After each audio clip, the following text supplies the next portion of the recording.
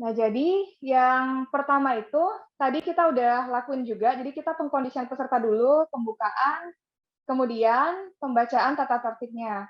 Nah, tata tertibnya apa aja sih kakak-kakak? Jadi kita nih harapin banget kakak-kakak semuanya bisa mengikuti sesi dari awal hingga akhir. Jadi bisa mendengarkan semua review dari teman-teman yang lainnya sekaligus mungkin sambil kenalan. Boleh juga nanti uh, sambil nanya juga nih kakaknya beli buku di mana dan kenapa mau baca buku itu. Kemudian relawan menghidupkan kamera selama sesi ngobrolin buku, minimal ketika sedang membahas bukunya, supaya bisa kenal juga. Dan juga nanti di akhir ada sesi foto, karena itu nanti mohon dihidupkan kameranya. Jadi buku yang dibahas bisa biografi tokoh nasional, sejarah nasional, atau novel tentang Indonesia. Apapun itu deh kakak-kakak yang kira-kira menggambarkan tentang Indonesia. Kemudian jika ada pertanyaan, baik itu ke moderator ataupun ke kakak relawan yang sedang melakukan review buku, bisa banget pakai fitur raise hand, atau bisa tulis di kolom chat, atau nanti juga bakal saya persilahkan untuk langsung open mic, kalau memang ada pertanyaan ke teman yang sedang review buku. Nah, satu relawan diberikan waktu sekitar 3 menit untuk sharing bukunya. Nah, nanti juga, tapi kalau misalnya menarik nih, boleh deh nanti saya tambahin deh waktunya. Nah, ini nih yang seru. Jadi nanti kita ada games Kahoot bareng Kak Maki tentang trivia literasi Indonesia. Nah, buat gamesnya, nanti siapkan 2 device ya, pakai laptop yang kalian pakai, dan satu lagi pakai handphonenya. Nah, pada sesi akhir, ini yang ditunggu-tunggu, akan ada door prize buku dengan 2 kategori. Satu buku untuk relawan yang menang kuis Kahoot bareng Kak Maki, dan satu lagi buku untuk relawan dengan postingan menarik tentang acara ini. Oh iya, postingannya tentang apa tuh, Kak? Nah, teman-teman boleh banget nih nge-screenshot acara ini, kalau teman-teman lagi ikut buku ini, dan juga nanti teman-teman boleh banget posting di IG, mau di feed ataupun story, tag @Taman Baca Inovator, tag 2 teman kalian, dan juga buat postingannya, captionnya semenarik mungkin. Nah, seperti itu teman-teman. Jadi dibuat semenarik mungkin, akan dapat buku dari kami. Nah, oke. Mungkin itu saja dari saya untuk tata tertibnya. Selanjutnya nih, kita udah masuk di acara sesi review buku. Sebelum saya tunjuk, ada nggak nih kakak-kakak yang mau voluntarily? Ada yang suka rela nggak menjadi yang pertama buat nge-review buku? Siapa nih? Ayo, open mic aja langsung. Ayo yang berani Yang punya berani, yang berani. kesempatan buat nunjuk orang selanjutnya.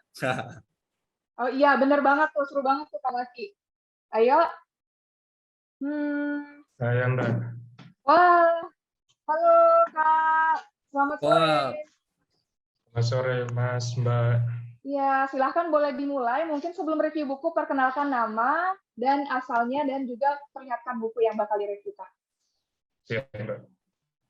Perkenalkan teman-teman, nama saya Febrianto Anugrah Simajuntak. Saya asal Tapal Utara. Dan sore ini saya akan bahas tentang buku Jenderal Sudirman, karya Taufik Adi Susilo.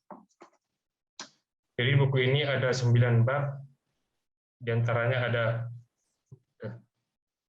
buku ini ada 9 bab, dan saya akan mencoba meringkas tiap babnya.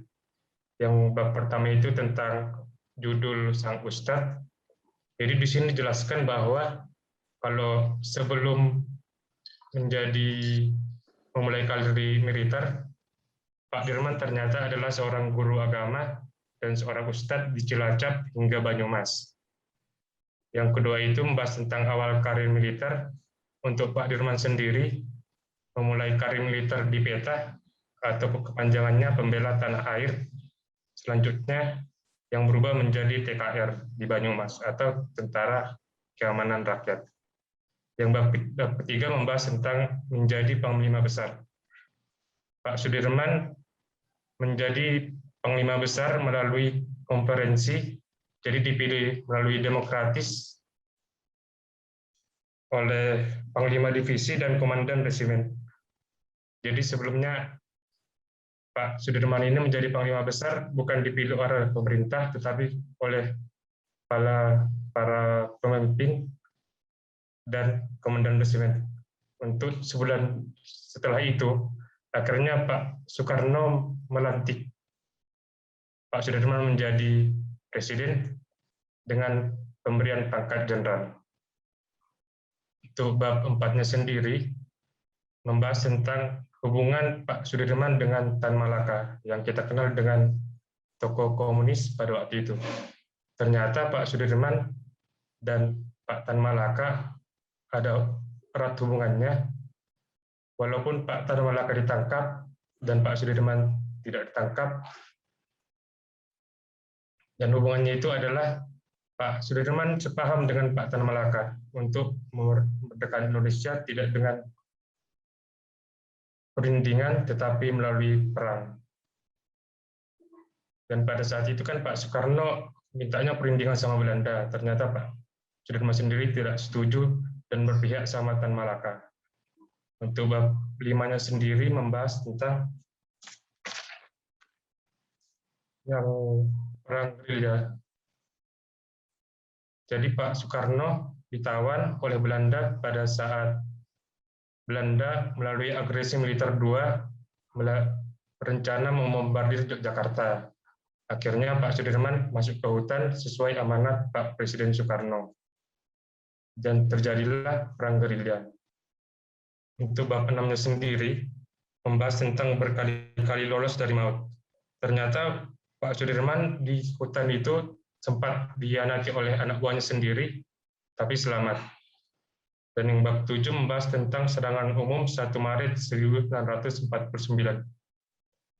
Ini adalah serangan oleh Belanda kepada Jakarta karena pada saat itu Belanda mengakui bahwa Republik Indonesia telah hilang, tidak ada lagi karena pemimpinnya sudah ditangkap dan TNI-nya sudah tidak ada. Padahal nyatanya Indonesia sendiri sudah membentuk pemerintah darurat Republik Indonesia di Bukit Tinggi dan TNI-nya pun masih ada, tapi di hutan melalui perang gerilya. Untuk bab 8-nya sendiri menjelaskan tentang akhir hidup sang jenderal. Akhir hidup sang jenderal itu di rumah sakit, jadi bukan meninggal di peperangan. Untuk bab 9-nya membahas tentang Sudirman sang panutan. Di sini adalah pengakuan dari beberapa tokoh pada saat itu yang mengakui bahwa Pak Sudirman itu adalah sosok yang tangguh, rela berkorban, memahami rakyat, teguh mendampingi pasukan, kredibel, taat agama, dan teladan. Mungkin seperti itu, Mbak. Terima kasih atas kesempatannya. Oh iya, terima kasih Kak Febrianto, keren banget. Dan ini memang buku yang sangat-sangat terkenal ya, buku tokoh, karena memang tentang perjuangan Jenderal Sudirman. Nah, tapi kalau dari Kak Febrianto sendiri nih, bagian mana sih yang kira-kira paling menginspirasi Kakak terhadap buku ini? Bisa juga dibagikan kalau ada misalnya quote.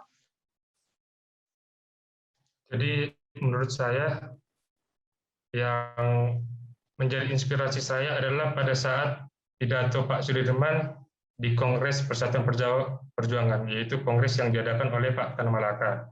Walaupun garisnya komunis, tapi Pak Sudirman sendiri berpidato pada saat itu, lebih baik dibom atom daripada merdeka kurang dari 100%. Jadi dari situ menunjukkan bahwa Pak Sudirman nggak mau kalau Indonesia itu cuma tiga wilayah, cuma Sumatera, Madura, sama Jawa, tapi harus merdeka 100%. Wah, keren banget, Kak. Terima kasih banget udah sharing totalitas ya, benar-benar. Nah, terima kasih nih Kak Febrianto, karena Kak Febrianto udah sharing, kita mau ngasih nih kesempatan buat teman-teman, mungkin karena ini bukunya lagi-lagi sangat terkenal, ada pertanyaan nggak kira-kira buat Kak Febrianto? Nggak ada? Oke. Mungkin Kak Febrianto boleh deh nunjuk orang yang bakal nge-review buku selanjutnya. Mungkin yang on cam aja ya, Mbak. Boleh. Yang Mbak Jessica Nanda, Mbak. Mbak Jessica Nanda. Mbak Jessica, Kak Jessica ada? Iya, Kak. Halo. Oke. Halo, Kak. Selamat sore. Ready? Insya Allah. Oke, silahkan, Kak. Oke, selamat sore kakak-kakak semua, Kak Lulu, Kak Maki, Kak Ranita, dan kakak-kakak relawan yang lain. Perkenalkan, nama saya Jessica. Saya asalnya dari Jember, Jawa Timur. Dan pada kesempatan kali ini, sebenarnya ini ikut ngerutin ini bukan aku sejujurnya nggak punya buku yang berkaitan sama tokoh-tokoh nasional, tapi ada salah satu buku yang pernah aku baca itu terkait sama biografi seorang tokoh. Tapi, Oh ya, baik. nah dia ini adalah Dr. Mustahar Umar Tholib, punya kayak gini. Jadi di buku ini judulnya adalah Si Moai Ingin Jadi Dokter. Jadi Dokter Moai ini dia adalah seorang pendiri dari rumah sakit besar yang ada di Kabupaten Jember saat ini, Rumah Sakit Dinas Sehat, dan juga selain itu juga pendiri Rumah Sakit Al-Huda di Banyuwangi. Jadi kisah buku ini menyerahkan tentang biografi si Dokter Moai ini yang dulunya dia itu sempat di dalam perjalanannya menuju merintis sebuah rumah sakit itu dia mengalami berbagai apa ya, kayak diremehkan sama orang, terus juga disepelekan, kayaknya nggak mungkin dia jadi dokter dan lain-lain kayak gitu. Dan Dokter Moai ini akhirnya dia itu menulis buku ini pada saat dia itu lagi sakit. Sebelum akhir hayatnya beliau menulis buku ini dan juga kemudian akhirnya bukunya diterbitkan pada saat beliau sudah meninggal. Terus juga yang menginspirasi dari buku ini setelah aku baca adalah ya itu tadi, beliau ini bertekad bahwa hidupnya ini sebisa mungkin dipergunakan untuk kepentingan masyarakat dan hidupnya ini ingin menjadi seorang yang bermanfaat bagi masyarakat. Salah satu buktinya adalah pada saat menjalani kemoterapi menjelang kematiannya, Dr. Mustahar Umar Tholib ini masih merelakan tubuhnya untuk dijadikan sebagai media percobaan obat baru untuk kanker prostat. Nah, dari situ bisa kita simpulkan bahwa sampai akhir hayatnya pun beliau ini masih ingin hidupnya itu tetap diabdikan untuk masyarakat dan bermanfaat untuk orang-orang di sekitarnya. Mungkin seperti itu, Kak Lulu.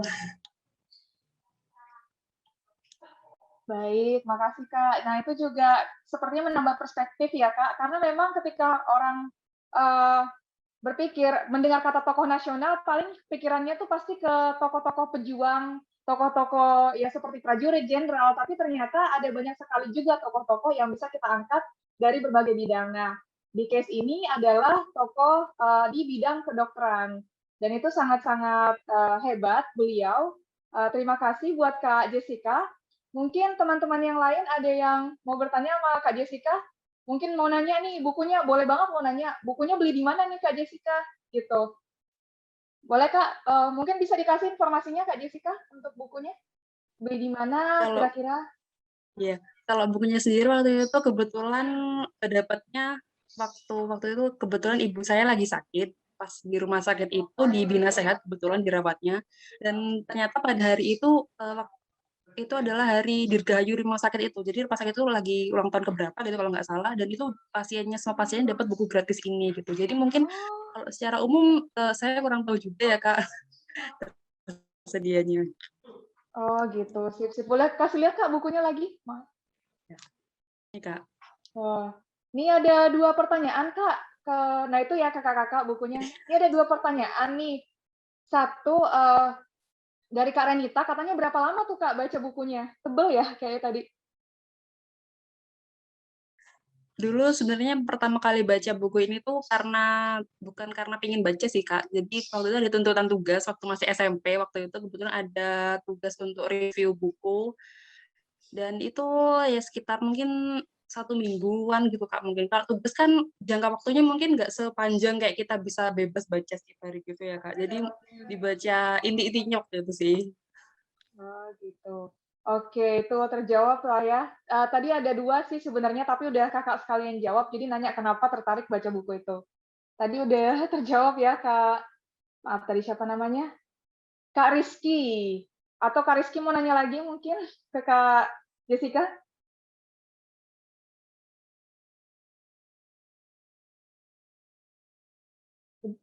Udah? Nggak kedengeran Kak Rizky? Oke. Saya Oke mau nanya deh. dong Kak Nurul. Siapa? Ya silahkan Beda Kak Kak Maki. Rizky kan? Kak Kak Maki mute. Rizky, Kak Oke. Rizky dulu, Kak Rizky dulu. Oh. Kak Rizky silahkan Kak Rizky, maaf.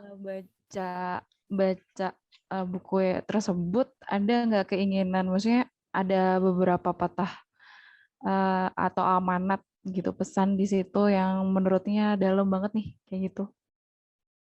Pepatah yang ada di buku tersebut, Kak Jessica.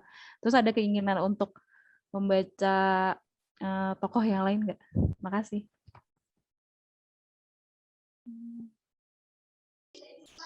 Oke, untuk apa ya, kalau secara tulisannya di buku ini mungkin aku tarik secara itu aja kayak secara keseluruhan itu mungkin kalau yang menginspirasi buat aku dari setelah baca buku ini itu tadi kalau kita itu hidup tujuan kita hidup itu adalah untuk bermanfaat bagi orang-orang di sekitar kita gitu. Jadi bagaimanapun dengan cara sekecil apapun ya kita berusaha agar hidup kita ini bisa bermanfaat buat orang-orang yang ada di sekeliling kita gitu.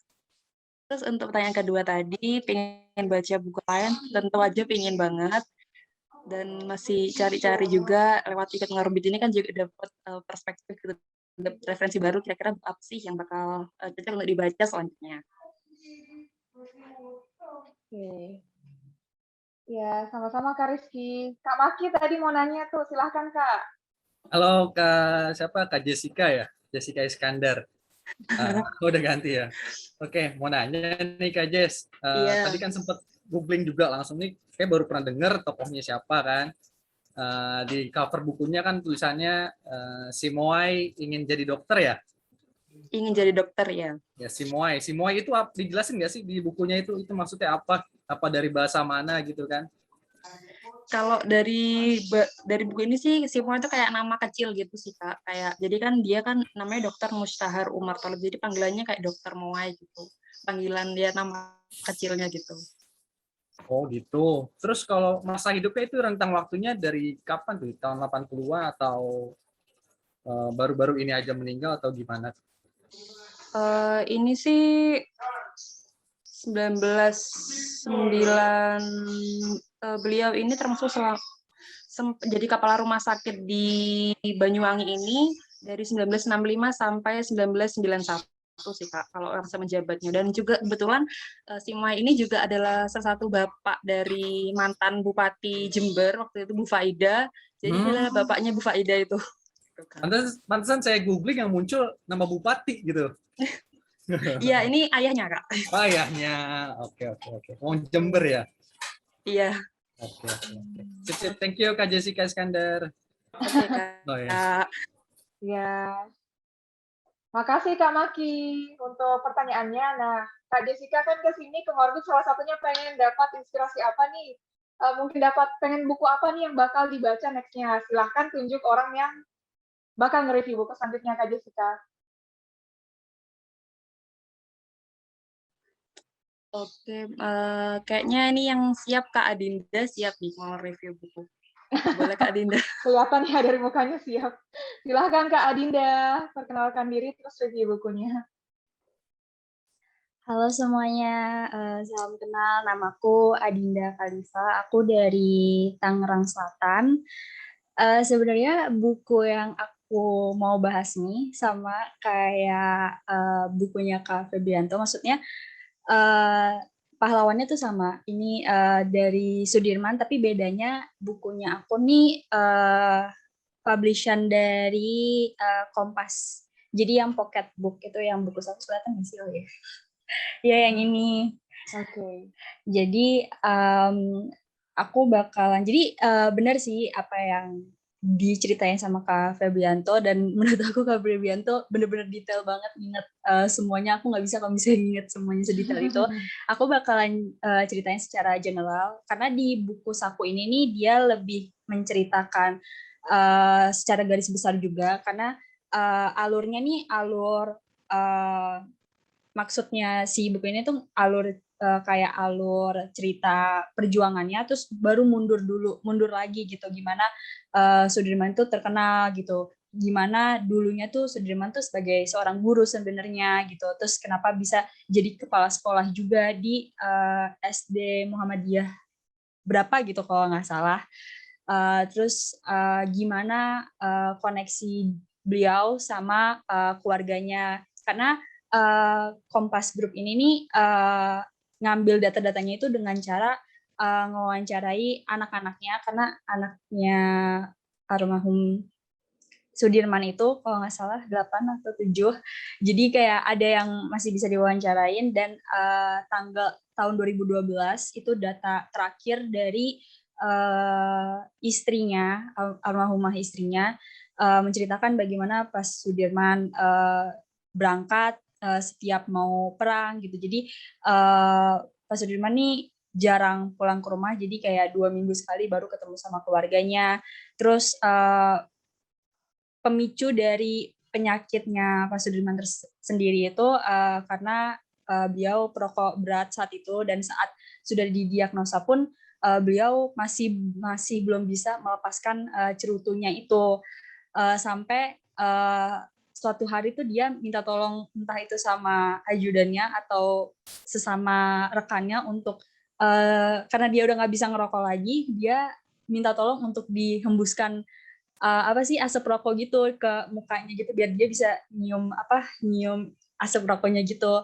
Dan Sudirman berkali-kali tuh kayak ngebuat identitas palsu biar Belanda tuh nggak mengetahui keberadaan dia. Kayak contohnya pas masuk ke hutan di daerah Kediri itu, dia tahu kalau misalnya mata-mata Belanda tuh udah pengen mendekat ke si pasukannya Sudirman sendiri kan. Jadi akhirnya dia naik sendiri untuk ke desa lebih terpencil lagi di luar Kediri, sampai akhirnya pasukan yang di kota Kediri itu harus pura-pura kayak gotong Sudirman, padahal itu sebenarnya di dalamnya itu tuh bukan Sudirman, tapi kayak warga desa yang volunteer untuk jadi kayak seumpama Sudirman. Terus saat Sudirman udah nggak bisa gerak, udah susah untuk berjalan, kan dia harus dirawat ya di rumah sakit. Nah itu juga dia menggunakan identitas palsu, jadi nggak pakai nama Sudirman. Nah saat di dalam rumah sakit itu pun Sudirman nggak stop untuk berjuang untuk Indonesia, jadi dia tetap ketemu sama Pak Soekarno dan pejuang-pejuang lainnya. Dan ada yang menurut aku tuh yang kayak interest gitu sama aku saat yaitu yang agak perselisihan antara Soekarno sama Sudirman, karena Sudirman gak setuju sama Soekarno yang perihal Yogyakarta itu pengen dirundingin sama Belanda, sampai akhirnya Sudirman harus pergi keluar dari Yogyakarta, terus naik gunung. Nah karena jadi katanya tuh Soekarno nggak mau Belanda tuh ngelihat kalau misalnya ada perpecahan di pasukan Tentara Nasional Indonesia. Jadi Soekarno tuh pura-pura kayak foto berjabat tangan gitu, dan sengaja gitu loh. Jadi kayak udah katanya tuh ada percakapan sama fotografernya, udah difoto sekali karena nggak pas ke foto pas lagi jabat tangan. Jadi diulang lagi, foto lagi, terus biar kayak kesannya tuh kayak damai gitu, padahal belum bener-bener kayak damai gitu. Jadi kayak ya menurutku seru aja sih ceritanya, karena aku sendiri jarang gitu baca biografi, terus kayak ya aku enjoy sih bacanya. Oh gitu. Oke. Makasih nih Kak Jessica, tadi juga sudah dibagikan apa aja yang udah menginspirasi kakak, dan yang pastinya enjoy. Jadi, oh iya kakak-kakak, di sini Kak boleh Adinda, loh ya. Kak Adinda. Oh sorry, Kak Adinda, maaf ya. Oke, belum move on kayaknya dari Kak Jessica sayangnya. Oke, nah Kak Adinda boleh nih, boleh buat nunjuk teman-teman yang teman lainnya yang bakal nge-review buku selanjutnya. Dan oh iya teman-teman, boleh banget loh nge-review buku yang sama, karena walaupun bukunya sama, tokohnya sama, tentu ada perspektif yang beda, tentu ada feedback yang beda. Jadi silahkan Kak Adinda, jangan sampai salah lagi. Tunjuk orang selanjutnya.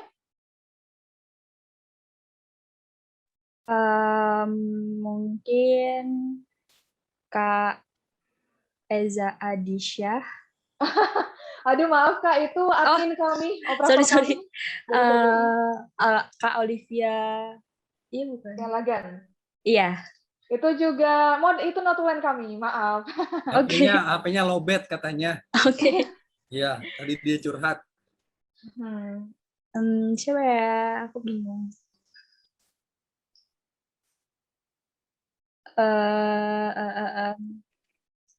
Kak Delvi Sari. Oke, Kak Delvi Sari, siap Kak? Tapi sebelumnya ada yang mau nanya dulu nggak nih ke Kak Adinda nih terkait buku Sudirman? Mungkin teman-teman ada yang mau nanya gitu terkait perspektif lain dari buku Sudirman itu kan, karena apa yang dibacakan oleh Kak Febrianto dengan Kak Adinda kan berbeda.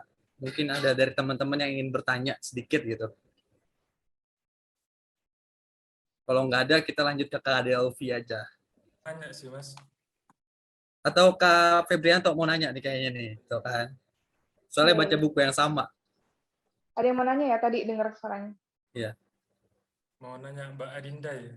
Kalau di buku itu Mbak jelaskan kalau yang nyuruh perang gerilya itu Pak Soekarno atau inisiatif dari Pak Sudirman sendiri? Kayaknya Pak Sudirman deh. Iya, Pak Oh Sudirman iya, yang memimpin. oh iya, makasih. Mbak. Oh ya, aku mau ngasih info kalau misalnya mau beli bukunya, aku beli di Shopee, di Gramedia official-nya. Oh, Gramedia official. Oke. Silahkan, boleh juga di-share di chat, siapa tahu nanti teman-teman, kalau ada linknya Kak, biar teman-teman gampang gitu. Nah, buat beli bukunya. Oke, Oke, tadi, Kak. oh iya, siap-siap. Oke, Kak Delvi Sari tadi ditunjuk sama Kak Dinda. Siap, Kak?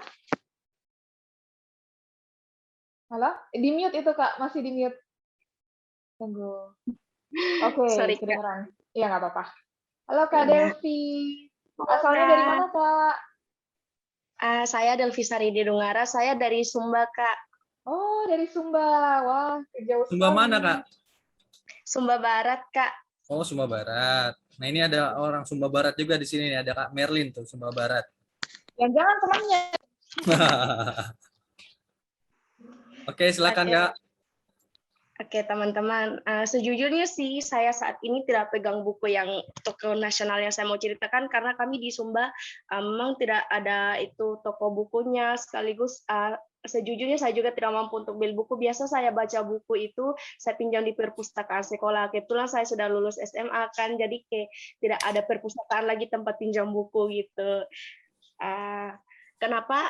Mungkin saya sedikit kasih tahu teman-teman bahwa saat ini saya mau ceritakan tokoh nasional tentang Robert Walter Mongonsidi, atau semasa perjuangannya sering dipanggil Bote atau Daeng Bote.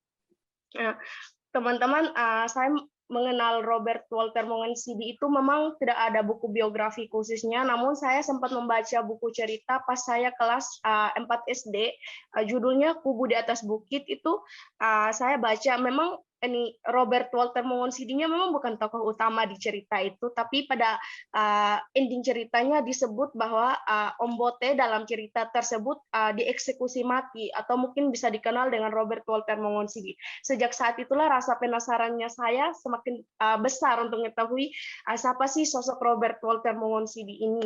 Namun karena kekurangan fasilitas dan juga karena di Sumba memang tidak ada perpustakaan, sekalipun ada, tapi karena tidak mampu untuk membeli, saya lebih suka, karena sekarang sudah punya HP Android, saya lebih suka searching di Google, dan juga ada memang sedikit buku yang menceritakan tentang biografi Robert Walter Mongonsidi, namun tidak sedetail buku tentang tokoh nasional yang lainnya yang mungkin sangat familiar di telinga anak muda Indonesia. Sedikit informasi tentang Robert Walter Mongonsidi. Kenapa saya mengidolakan Robert Walter Mongonsidi? Karena saya suka prinsip hidupnya. Ia berjuang sejak belia, keberaniannya tanpa tanding, dan juga mati dengan kebanggaan. Satu lagi yang mungkin menjadi pelajaran berarti untuk anak muda Indonesia saat ini, bahwa berjuang bersama Tuhan seperti Robert Walter Mongonsidi memberikan kesan tersendiri untuk mungkin untuk orang lain, sama seperti Robert Walter Mongonsidi. Ada satu kata yang beberapa kata yang mungkin sangat saya suka sekali, ataupun fans dari Robert Walter Mongonsidi, yang seperti yang sudah saya share di grup Ngurbit ini. Katanya itu, dengan bantuan Tuhan aku menjalani hukuman mati ini. Aku tidak mempunyai rasa dendam kepada siapapun, juga tidak kepada mereka menjatuhkan hukuman mati ini, tetapi aku yakin segala air mata dan darah para pemuda Indonesia untuk kemerdekaan tanah air. Nah, itu adalah kata-kata kenapa pertama kali saya mencari semua hal yang berkaitan tentang Robert Walter Monginsidi. Saya langsung jatuh cinta. Wah, ini jarang dikenal oleh masyarakat Indonesia, tapi ternyata tidak disangka bahwa ada pejuang yang sehebat ini. Memang Robert Walter Monginsidi ini terdengar asing mungkin karena lebih banyak anak muda Indonesia mungkin lebih sering dengar tentang Soekarno atau Jenderal Sudirman ataupun Muhammad Hatta, tapi yang mencari tahu atau membaca biografi tentang Robert Walter Monginsidi ini sangat sedikit. Makanya kenapa saat ini saya mengambil tokoh nasional ini Robert Walter Monginsidi sebagai idola saya, mungkin bisa informasi jadi pedoman untuk teman-teman yang lain yang mungkin belum mengetahui tentang pahlawan ini bisa untuk mencari tahu. Mohon maaf Kak kalau informasi saya kurang memuaskan karena memang saya membaca buku mungkin dari buku-buku bekas yang saya temukan karena memang di Sumba ini untuk fasilitas perpustakaannya memang sangat kurang. Terima kasih Kak. Keren banget, semangat ya, mantap. Ya, keren banget. Kelihatan ya terinspirasinya Kak Maki oleh Walter Monginsidi. Nah ini ngomong-ngomong soal akses buku yang terbatas, kebetulan di Sumba Barat tuh kita punya beberapa TBI ya Kak Maki. Boleh nih kalau Kak Delvi misalnya mau main-main dan membaca buku di sana, ada banyak sekali koordinasi aja misalnya Ya, kayak kebetulan Kak Merlinda, boleh. Di Taman Baca Inovator kita ada 4 taman baca di Sumba, 3 di Sumba Barat Daya, 1 di Sumba Barat, tempatnya di Wanokaka, kalau yang Sumba Barat. Saya dari Kecamatan Wanokaka, Kak. Iya, di apa namanya? Di SDM Rua. SDM Rua. Ya, nanti bisa aja Kak Merlin itu, Kak Delvi. Nah, ini Kak Merlin di Sumba juga, itu staf kita. Jadi nanti bisa bareng-bareng lah. Siapa tahu aja bisa main sama anak-anak di Taman Baca. Oke. Ada yang mau nanya kira-kira untuk Kak Delvi Sari? Ini harus ditanya ini gimana semangat. Boleh. Ada yang mau nanya silakan.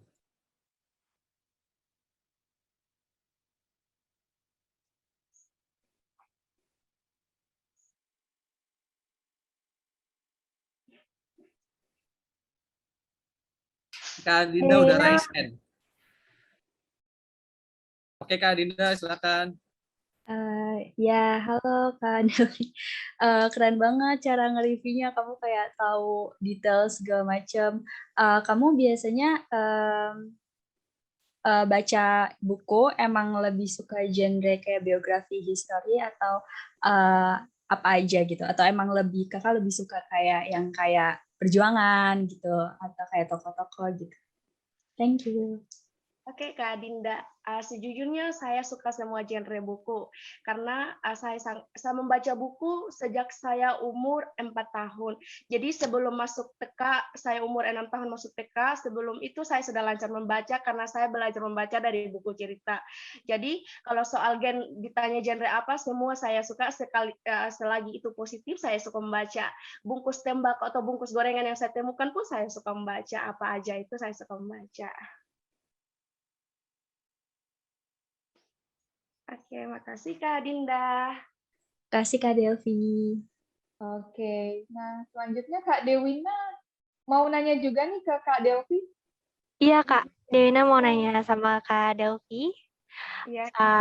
Halo Kak Delvi. Nah, kan setiap kita membaca buku pasti ada suatu value, suatu nilai yang kita dapatkan. Nah, dari seorang Bote ini, aku sangat melihat semangatnya kakak sih, sungguh luar biasa. Ada temanku juga di Sumba, dan mereka memang memiliki semangat, tapi semangatnya Kak Delvi ini sangat berbeda. Nah, dari ceritanya Kak Bote ini, apa nilai yang kakak dapatkan yang sehingga itu kakak pegang teguh hingga saat ini?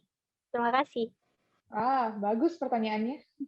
Ya, oke. Satu hal yang mungkin saya dapatkan dari Bote yaitu berjuang sejak belia. Saat ini saya juga adalah relawan dari Yayasan English Goes to Kampung Sumba. Saya juga berjuang walaupun berjuangnya ya kami mengajar di kampung-kampung, mengajar anak-anak memang tidak digaji. Nah, kenapa saya bilang bahwa saya sangat mencintai Bote karena ia berjuang sejak belia, karena Bote juga pernah mengajar di pedalaman Sulawesi setelah ia menyelesaikan studinya. Dan ini saya juga terapkan itu di Sumba. Saya mengajar ini anak-anak di kampung walaupun tanpa digaji, saya mengajar mereka apa yang saya tahu saya ajar, saya share ke mereka setelah saya pulang sekolah, mungkin dalam seminggu 2 kali. Nah, itu yang saya terapkan juga dalam kehidupannya saya, Kak. Semangat perjuangan Bote itu. Wah. Oke, keren banget. Makasih udah sharing, nggak cuma soal bukunya, tapi gimana bisa untuk terinspirasi dan sampai melakukan sesuatu. Keren banget tuh Kak Delvi. Ayolah main ke taman baca yang di Sumba, ajari anak-anak bahasa Inggris ya berarti tadi, kalau emang relawannya English Goes to Kampung. Oke. Ada lagi mungkin yang mau bertanya ke Kak Delvi? Keren banget nih, semangatnya langsung up gitu ya, setelah review dari kakak. Oke, kalau nggak ada, misalnya silahkan Kak Delvi. Mau minta salam ke Kak Delvi, salam ke Mbak Asti ya. Mbak Astikula, foundernya ya. Iya, Foundernya. iya. Salam Kak Astikula ya. Kampung. Ya. Nanti disalamin, Kak. Oke, silahkan Kak kalau mau nunjuk teman yang bakal sharing selanjutnya. Wah, sabar ya. Kak Dewina Nuria Mester. Oh iya, Kak Dewina. Ini udah nge-DM sih sebenarnya pengen langsung review. Silahkan Kak Dewina. Iya, jadi maaf banget nih karena kebetulan lagi di luar ya. Jadi di sini Dewina mau menceritakan 2 orang. Yang pertama adalah Raden Mehmet Sastra Hadi Prawira. Nah, beliau ini adalah Aki Buyut Dewina, kakek buyutnya Dewina. Nah, beliau adalah sastrawan Sunda yang dimana benar-benar menceritakan dongeng, puisi, bahkan sejarah-sejarah yang terjadi di Indonesia, apalagi di tanah Sunda. Nah, pasti mungkin sama kayak Bote ya, asing di kuping banyak orang, kecuali memang sastrawan Sunda gitu. Yang anak sastra pasti mengenal tentang Raden Mehmet ini. Jadi beliau lahir di Manojaya pada 18 Maret tahun 97 dengan segala prestasinya yang potensinya ini udah kelihatan dari sekolah di HIS di Ciamis. Nah, beliau ini senang banget cerita di depan teman-temannya, bahkan sampai tamat di Ospia Bandung pun diangkat menjadi kandidat Aptenar di Ciranjang Cianjur, yang dimana sekarang jadi tempat tinggalnya Dewina. Nah, di mana beliau pada tahun 1925 pun diangkat menjadi camat di Bojongloa Bandung. Tapi walaupun udah diangkat menjadi camat, justru beliau mengeluarkan karya, yaitu katalog naskah Sunda yang disusun oleh Aki Dewina tersendiri. Nah, walaupun menjadi pegawai Pamongpraja, minat perhatiannya tentang sastra, membuat puisi, ataupun buku, sejarah, justru dengan jabatannya yang saat ini waktu itu beliau tempati, beliau semakin gencar untuk menciptakan karya-karya itu dan diceritakan ke orang-orang untuk memberikan inspirasi ke orang-orang banyak. Nah, lalu beliau juga pernah masuk ke majalah berbahasa Sunda di tahun 1922, udah gitu juga menjadi redaktur majalah Obor pada tahun 1923, bahkan di tahun itu pun juga sudah menghasilkan wawacan Enden Sari Banon dan wawacan sejarah Tanah Jawa yang kemudian diterbitkan nih di toko buku MII Prawinata di Bandung di tahun 1928. Terus ia juga mengarang roman tentang Mantri Jaro dan lalakon Ekalaya, sempalan dari Mahabharata. Kemudian dia juga menganggit wawasan berdasarkan epos Hindu Mahabharata sampai 7 jilid yang diterbitkan oleh Balai Pustaka. Jadi Aki Dewina benar-benar sangat mencintai tentang cerita sejarah, dongeng, atau karya-karya sastra lain. Nah, sehingga pada tahun 1929 ia pindah dari Balai Pustaka, bekerja di Balai Pustaka Jakarta dan menjadi pembantu ahli bahasa. Nah, dari situ juga beliau itu mempelajari kepustakaan Sunda yang berupa naskah-naskah di Museum Pusat Jakarta. Nah, dari hasil penelitiannya itu keluarlah romannya yang Mantri Jaro dan Pangeran Cornel. Nah, salah satu karyanya itu buku yang sampai detik ini Dewina pegang itu adalah yang Pangeran Cornel yang ini. Ini cover yang lama. Ini sebenarnya udah cover yang kedua apa yang ketiga, Dewina lupa. Jadi ini salah satu karyanya Aki Dewina tentang Pangeran Cornell.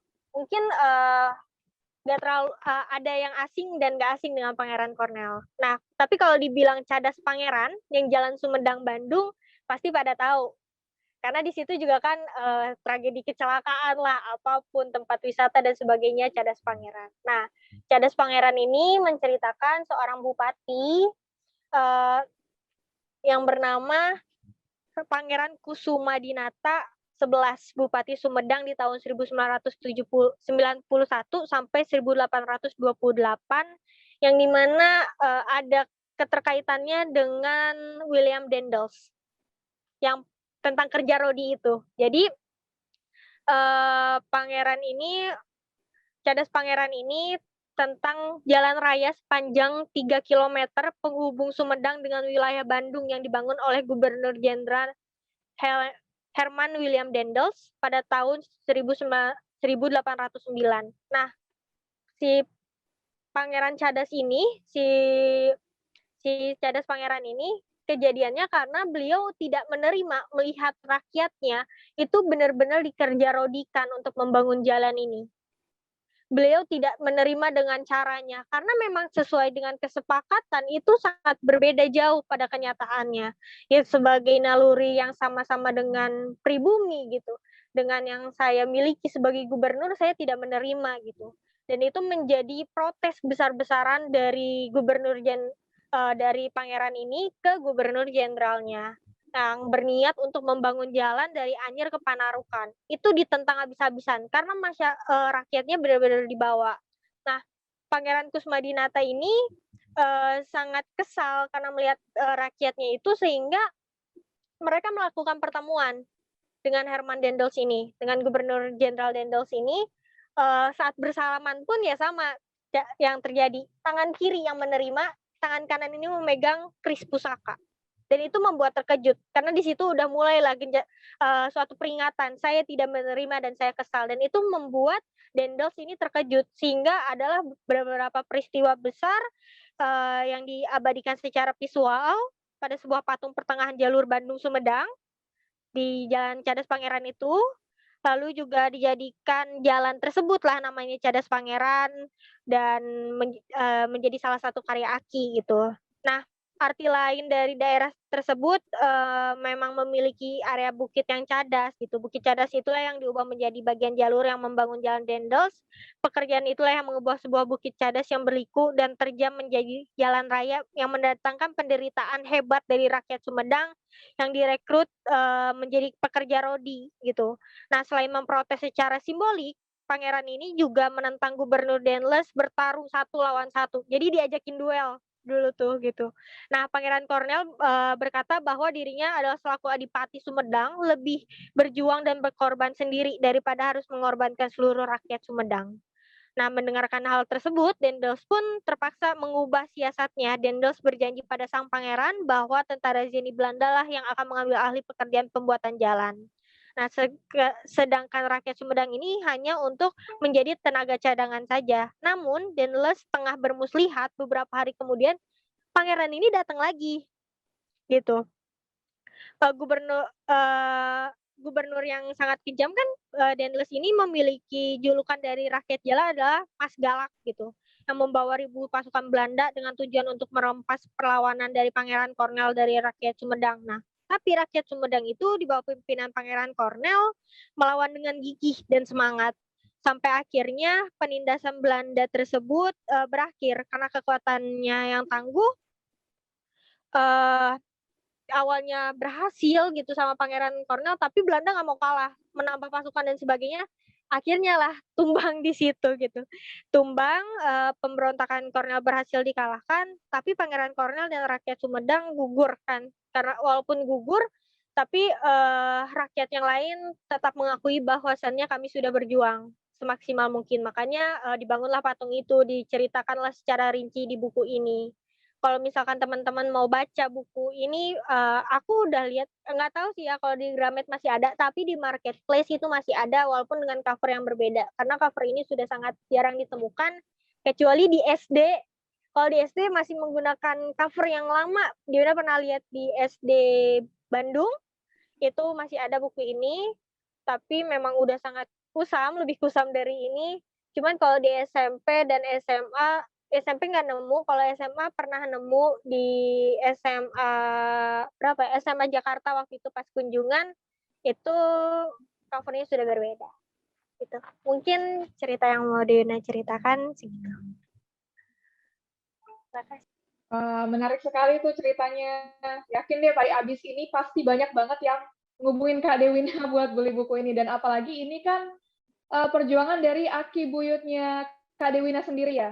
Nah, mungkin pertanyaannya sama dan menariknya lagi karena yang dari aki buyut, ada nggak kira-kira yang menginspirasi Kak Dewina? Karena ini benar tokoh nasional dari sastra, dari memperjuangkan, menceritakan perjuangan melalui literasi. Mungkin bisa juga nih menginspirasi kami yang ada di TBI. Silahkan Kak.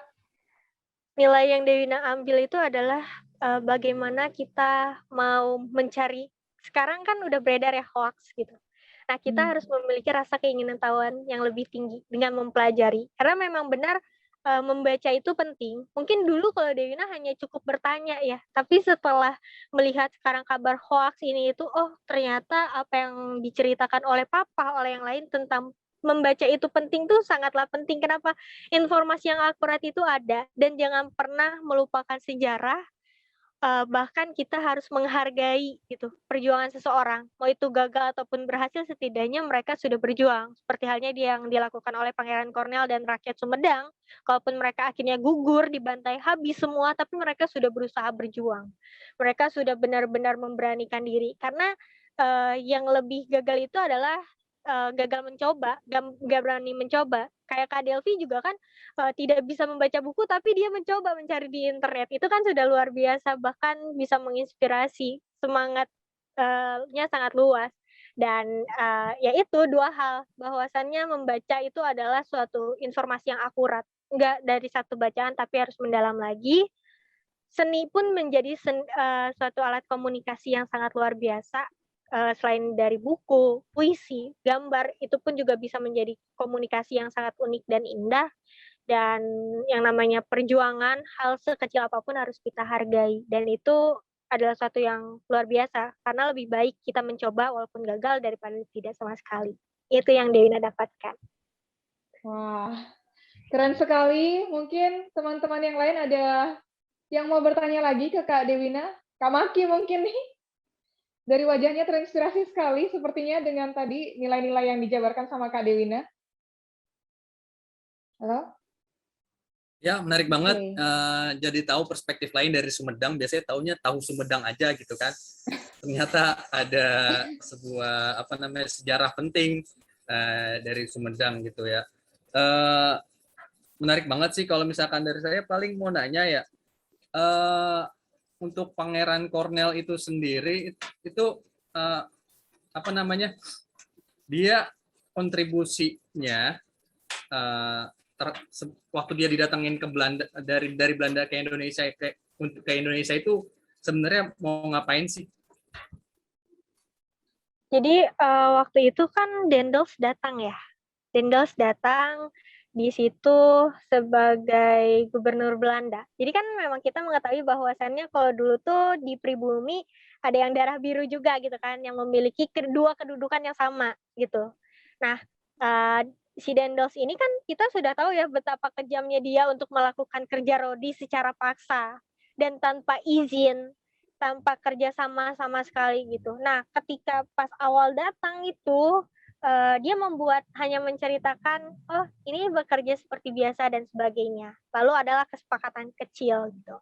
Lalu di saat datang lagi, ternyata tidak sesuai yang di mana Daendels anggap ya sudah ini sudah aman karena kemarin kita sudah sempat berbicara secara singkat gitu.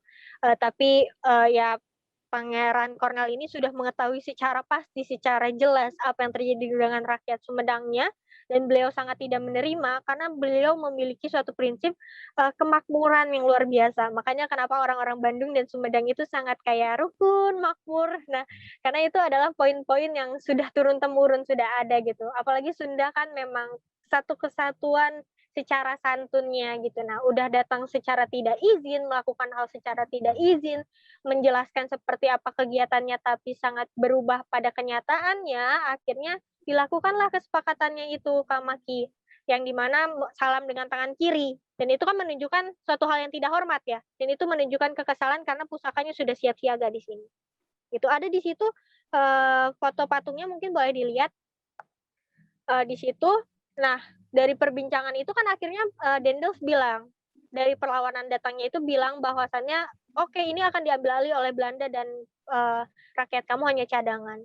Namun pada kenyataannya masih berbanding terbalik dan langsunglah tanpa basa-basi lagi Pangeran Cornell langsung mengajak untuk one by one. Langsung ada pertarungan 1 lawan 1. Nah, dari pertarungan 1 lawan 1, Dendels tidak menerima gitu. Dendels sudah mengetahui gitu bahwasannya wah ini nggak akan beres gitu. Soalnya memang Pangeran Cornell ini kan tadi sudah bilang saya lebih baik menjadi adipati yang berjuang sendiri, yang saya tersiksa sendiri daripada rakyat saya yang tersiksa gitu. Melihat kegigihannya itu akhirnya Dendels ya berusaha mencari jangan inilah gitu, kayak misalkan mencari aman terlebih dahulu, tapi akhirnya secara Pangeran Cornell pun juga sudah memaksa untuk warga Sumedang jangan ada yang bekerja gitu, jangan ada yang mau diinikan, kan terjadi pemberontakan itu. Akhirnya William Dendels sangat marah besar, murka, dan langsunglah ada pemberontakan, pembantaian secara habis seperti itu. Oke, sama mau nanya lagi ya, satu lagi ya. Itu kan Pangeran Cornell nama lain dari Pangeran Kusumadinata ya? Ya, Nah, Kusumadinata 11. Kenapa bisa dipanggil Cornell gitu? Kebule-bulean gitu kan? Ada sejarahnya kah atau kayak mana gitu kan? Pangeran Cornell ini dipanggil tersebut tuh karena dia ini memiliki suatu keberanian gitu.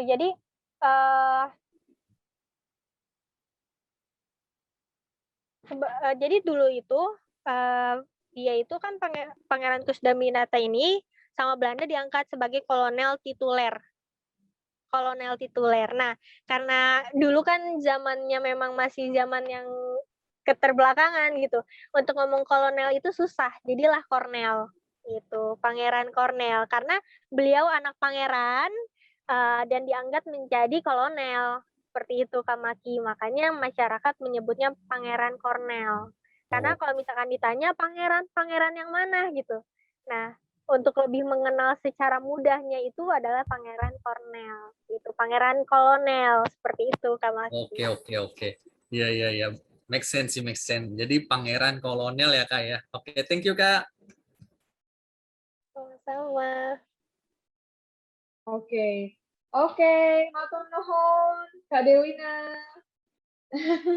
Buat reviewnya yang sangat detail, yang sangat menarik. Nah, untuk selanjutnya satu lagi sebelum kita main game, Kak Dewina punten pilih satu orang yang bakal nge-review buku selanjutnya. Oke. Siapa ya? Mungkin sebelum Dewina tunjuk nih, ada yang berani untuk raise hand? Itu Kak Rizky ketawa-tawa. Kak Rizky Pratiwi, gitu. Mau nggak Dewina tunjuk? Itu udah siap tuh, bukunya udah dia pegang. Iya. Bukunya udah diliatin, Kak Rizky Pratiwi deh. Ayo Kak Rizky. Ya udah. Makasih Kak Dewina, silahkan Kak Rizky dimulai reviewnya. Kenalan dulu, asalnya dari mana? Nama saya Rizky Pratiwi, bisa dipanggil Kiki. Saya berasal dari Bandung. Saya di sini bukan membahas ini sih, buku tokoh ya, karena ini kebetulan nggak sengaja waktu saya S1 dulu, dosen pembimbing saya itu asal Bali dan kebetulan ayahnya sendiri tuh penulis buku. Jadi karena sebelum menunggu revisi, saya dikasih buku ini. Jadi ini judulnya adalah Pencarian ke Dalam Diri Merajut Ulang Budaya Luhur Bangsa. Tunjauan Filsafati Cerita Mahabharata dan Ramayana. Karyanya I Gede Samba. Jadi ini kebetulan saya kalau baca bukunya sih sangat ini ya, filsafat dan kayak seperti mirip dengan buku The Secret sih kalau saya baca gitu. Jadi apa yang budaya-budaya dari Bali itu diacu ke arah-arah filsafat kayak gitu. Di sini saya sempat baca kayak pencarian ke dalam diri. Gimana caranya bersama-sama mencari dan menemukan keberadaan kenyataan diri dan alam sebagaimana adanya. Kayak gitu. Terus di sini juga mengapa jati diri bangsa sebuah keharusan. Memang salah satu bangsa yang sudah sangat lama kehilangan kepercayaan dan jati diri perlu merajut ulang budaya luhur dari para leluhur mereka. Karena jati diri bangsa merupakan landasan kokoh suatu bangsa bangkit dan membangun ke depan dan terdepan bersama-sama dengan bangsa-bangsa maju lainnya. Terus di sini juga ada perbabnya ada juga yang mengenai persamaan gender, apa perlu? Bukankah Anda, hai wanita, peran Anda jauh lebih daripada peran laki-laki. Terus ada juga yang penguasaan iptek bekal hidup yang tak pernah habis. Terus ada apa ya? Ya gitulah. Jadi dari sini tuh saya harus berkali-kali sih sebetulnya membacanya karena sangat menarik, banyak kata-kata filosofi yang sangat bagus. Kebetulan ini mungkin sepertinya tidak diperjualbelikan karena saya dapat langsung dari penulisnya. Seperti itu, makasih. Oke deh, buku filosofi boleh lihat lagi nggak Kak bukunya tadi? Masih kurang jelas. Oke. Judulnya. Oke, filosofi. Gak apa-apa. Di sini ada nggak yang suka filosofi juga? Bisa ini jempolnya? Atau bisa langsung nanya ke Kak Rizky Pratiwi. Filosofi itu kalau buat saya bagian dari hidup ya. Kita semua pasti punya yang beda dan mungkin apa nih yang menginspirasi Kak Pratiwi, Kak Rizky Pratiwi di dalam buku itu? Karena di sini tuh selain apa ya, jadi ada seperti ini sih, ada catatan-catatan kecilnya juga. Kenapa? Ada pepatah mungkin Kak, quote biasanya? Ya, pepatah kalau di sini sih. Bentar.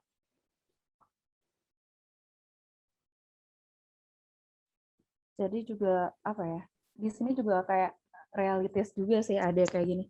Bukankah kamu bilang hanya amal baik kamu yang akan mengantarkan dan membuat diri kamu ke surga? Seperti kamu ungkap di atas, kamu jangan bermimpi untuk membeli surga dengan harta berlimpah kamu.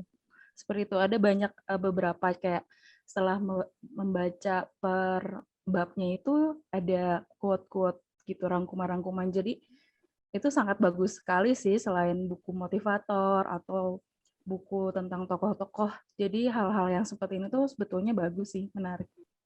Kalau saya pribadi ya, nggak tahu yang lain. Sama sih Kak, karena dari review kakak-kakak tadi tentunya juga dari review kakak-kakak yang lain yang mengangkat tokoh tuh ada banyak sekali juga sebenarnya filosofi yang kita bisa ambil. Jadi setuju banget, filosofi dan tokoh tuh sama-sama menginspirasi dan ada kaitannya banget. Nah gitu. Nah, gimana nih kakak-kakak yang lain? Mungkin ada yang mau bertanya langsung ke orangnya, ke Kak Rizky? Raise hand, coba fitur raise hand-nya dipakai kalau yang mau nanya. Iya, silahkan. Atau bisa di kolom chat langsung. Ya, nanti aku bacain.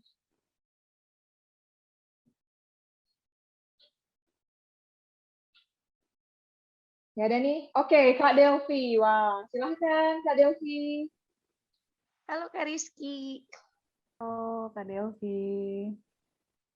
Oke, sesama penggemar pembaca ya Kak, suka baca buku ya Kak. Saya cuma mau nanya, Kakak kepikiran mau jadi penulis nggak? Oh. Sorry, pertanyaannya agak melenceng. Saya cuma nanya, kepikiran mau pengen jadi penulis? Ada sih, cuman dari situ saya harus banyak. Walaupun saya sebetulnya jurusan sastra Inggris dulu, tapi nggak tahu kenapa saya senang dengan buku-buku yang berbau sastra atau filsafat seperti itu. Jadi untuk menjadi penulis sendiri itu harus butuh proses yang benar-benar apa ya, konsisten gitu. Nggak hanya mungkin dari apa ya, pembendaharaan kata atau yang lain-lain itu tidak mudah gitu, karena semua itu mungkin kita juga sering kayak mengulang-ulang kata gitu. Wah, ini gimana ya? Bosan nggak ya pembaca kita seperti itu?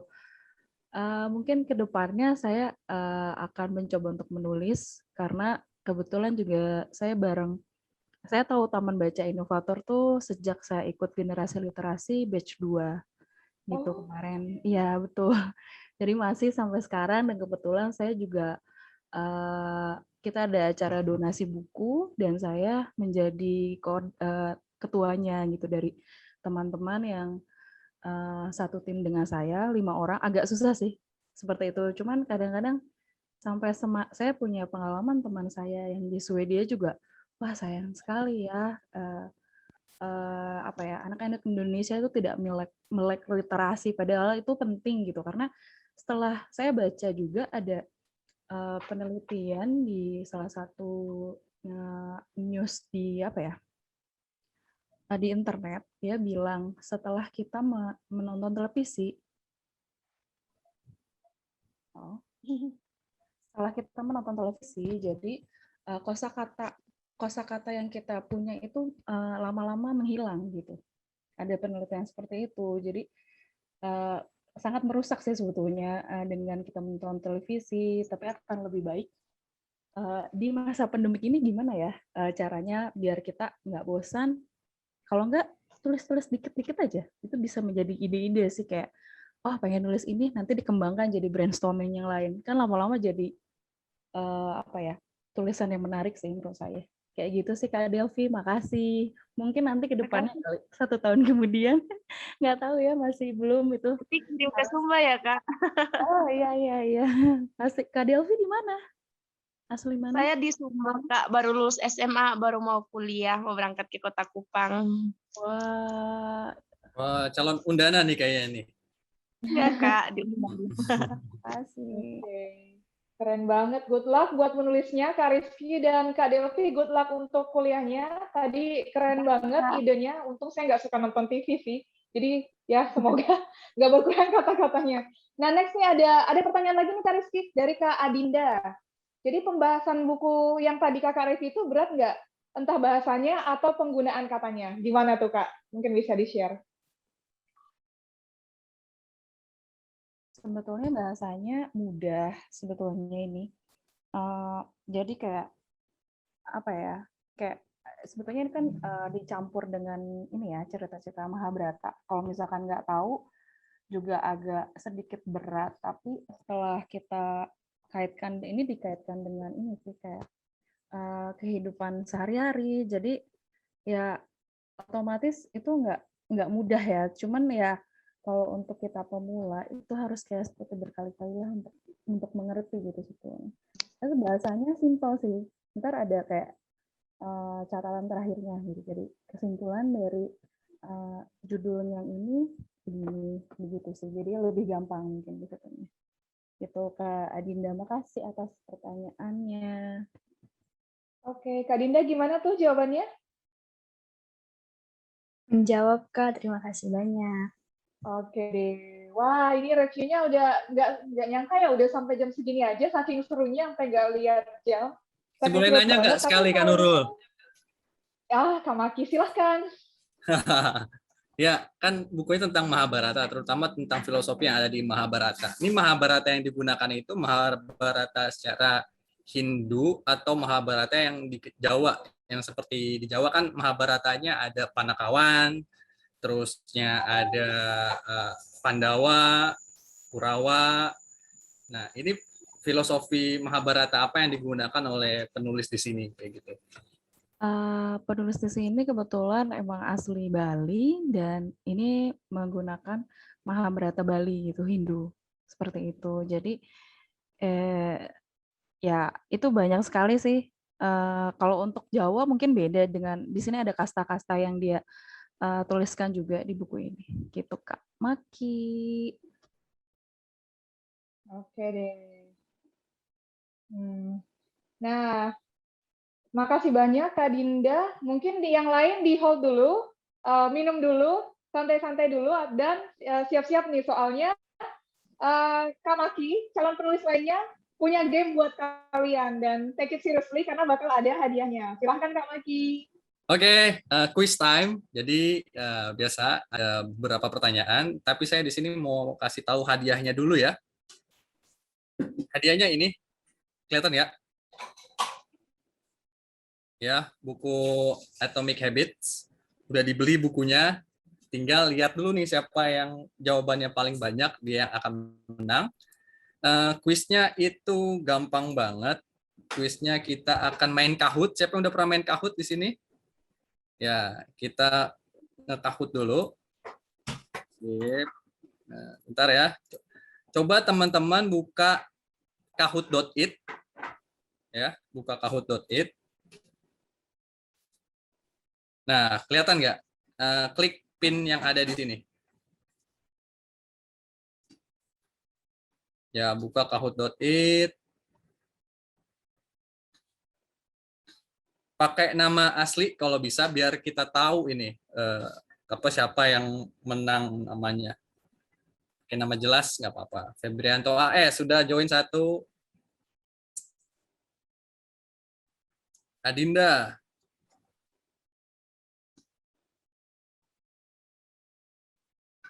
Mega Triasya.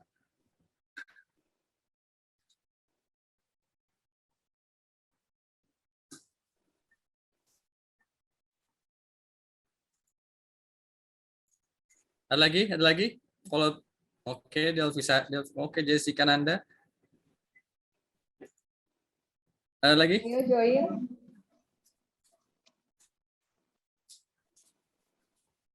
Baru 1, 2, 3, 4, 5, 6. Ya. Saya hitung sampai 20. 1, 2, 3, 4, 5, 6, 7, 8, 9, 10, 11, 12, 13, 14, 15, 16. Ini ada yang nunggu sih kan ini ada. Kak, sebentar Kak. Internet lagi susah. Oke, kita tunggu nih. Tunggu berapa menit nih Kak Maki? Oke, kita hitung sampai 10 ya. 1, 2, 3, 4, 5, 6, 7, 8, 9, 10. Kita mulai ya. Sorry nih ya. Bukan nggak mau nunggu ya. 1, 2, 3. Bread.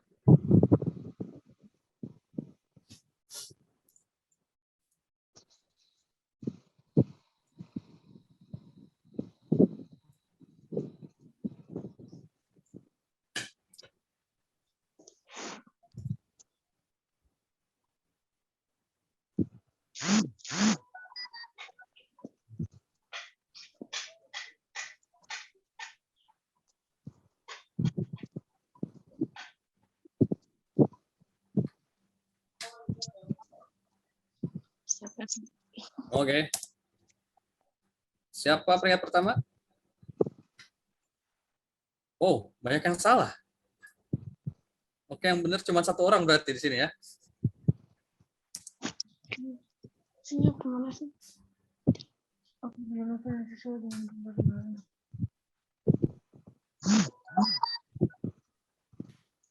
Bukan cara jawab bagaimana? Oh, mati.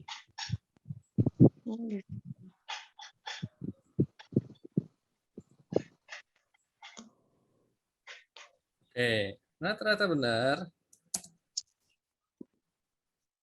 Oke, Kak Jessica memimpin pemirsa. Dia puas sekali tertawanya pemirsa. Lanjut. Oh, di sini tuh.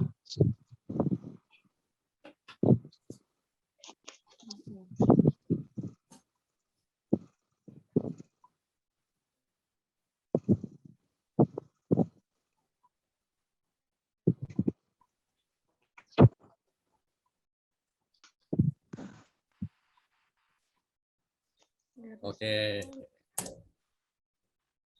Masih Jessica. Mantap, mantap. Lanjut, lanjut.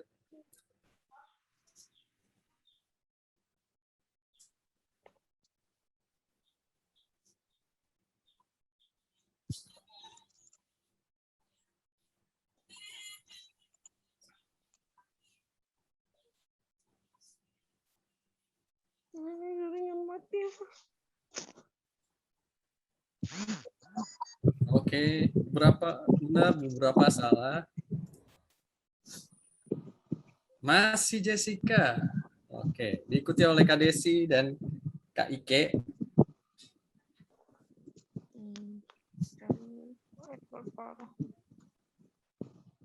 Aha, ada yang kenal?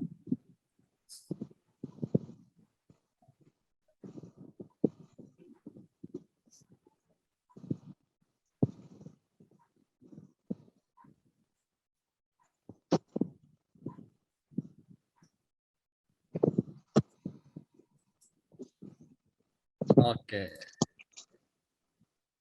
Oke, masih Kak Jessica. Tenang, masih ada poin double. Dia belum tentu benar. Masih ada kesempatan buat yang lain.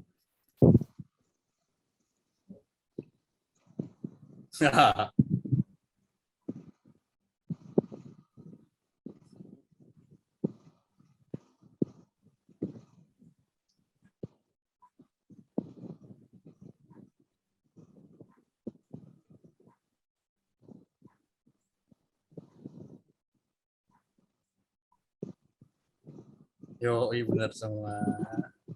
Oh, tipis. Masih bisa disalip, santai.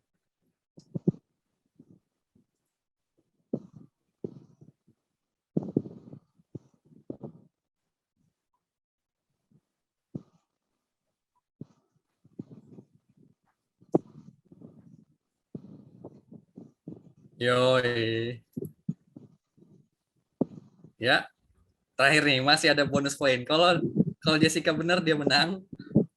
Kalau kalau Adinda benar bisa nyalip ini, poinnya besar lumayan.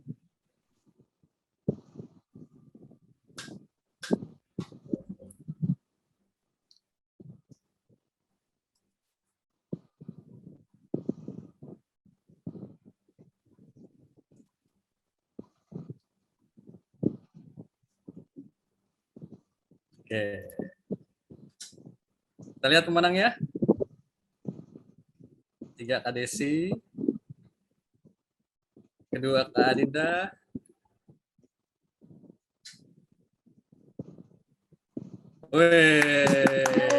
Selamat Kak Jessica. Oke, selamat buat Kak Jessica. Nanti kirim alamatnya ke grup. Nanti kita kirimin langsung dari Jakarta. Di Jawa Timur ya Kak ya? Iya, makasih ya Kak. Di Jember, Kak. Oh siap, di Jember. Kita juga ada taman baca di Jember, di Kecamatan Arjasa. Oh ya, aku di Kaliwates, Kak. Oke, siap. Nanti kapan-kapan main itu, nanti kita kenalin ke staf kita, namanya Pak Kusno. Oke, siap, Kak. Oke, lanjut Kak Nurul. Oke, makasih banyak Kak Maki. Nah, teman-teman tadi selamat Kak Jessica, nanti japri aja atau bisa ke grup seperti tadi kata Kak Maki. Nah, habis ini sekarang aku mau lanjut reviewnya, tapi biar lebih semangat gimana kalau kita yel-yel dulu. Setuju? Yang nggak setuju siapa? Oke. Jadi di Taman Baca Inovator itu kami yel-yelnya adalah kalau saya bilang TBI, jawabannya ayo membaca. Ada bisa? Atau ini aktifin dulu kameranya dan juga mikrofonnya. Oke, udah kelihatan semuanya. Kak Maki dong juga. Mungkin Kak Maki ke toilet, jadi ya udah aja. Nah udah tuh. Jadi tadi saya bilang TBI, salam literasi, ayo membaca. Gimana? 1, 2, 3. TBI. Salam literasi, ayo membaca. Salam literasi, semangat membaca. Ayo membaca. Oke. Kurang semangat sekali lagi deh. TBI. Salam literasi, ayo membaca. Oke, Vip, udah mulai kompakan.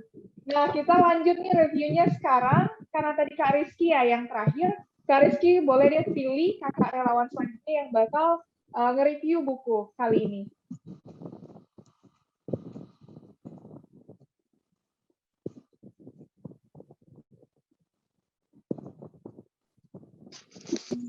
Kak Mega. Mega?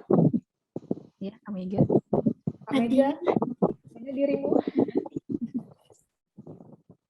Ya, terima kasih atas kesempatannya. Perkenalkan, nama saya Mega Triasya Resmana, asal dari Kota Bandung. Salam kenal semuanya. Saya di sini sebelumnya saya sebetulnya tidak punya buku seperti tokoh nasional, karena seperti tadi yang tadi, kalau misalnya untuk tokoh-tokoh nasional, biasanya saya mengunjungi perpustakaan yang ada di Kota Bandung atau perpustakaan di sekolah, karena kebetulan sekarang saya sudah lulus, jadinya udah lama juga gitu nggak ke perpustakaan. Nah, di sini saya akan menceritakan mengenai Sekolah Keutamaan Istri yang didirikan pada tahun 1904, kalau tidak salah, oleh Dewi Sartika atau Raden Dewi Sartika. Nah, Sekolah Keutamaan Istri ini sendiri itu ada 9 atau 10 keterampilan yang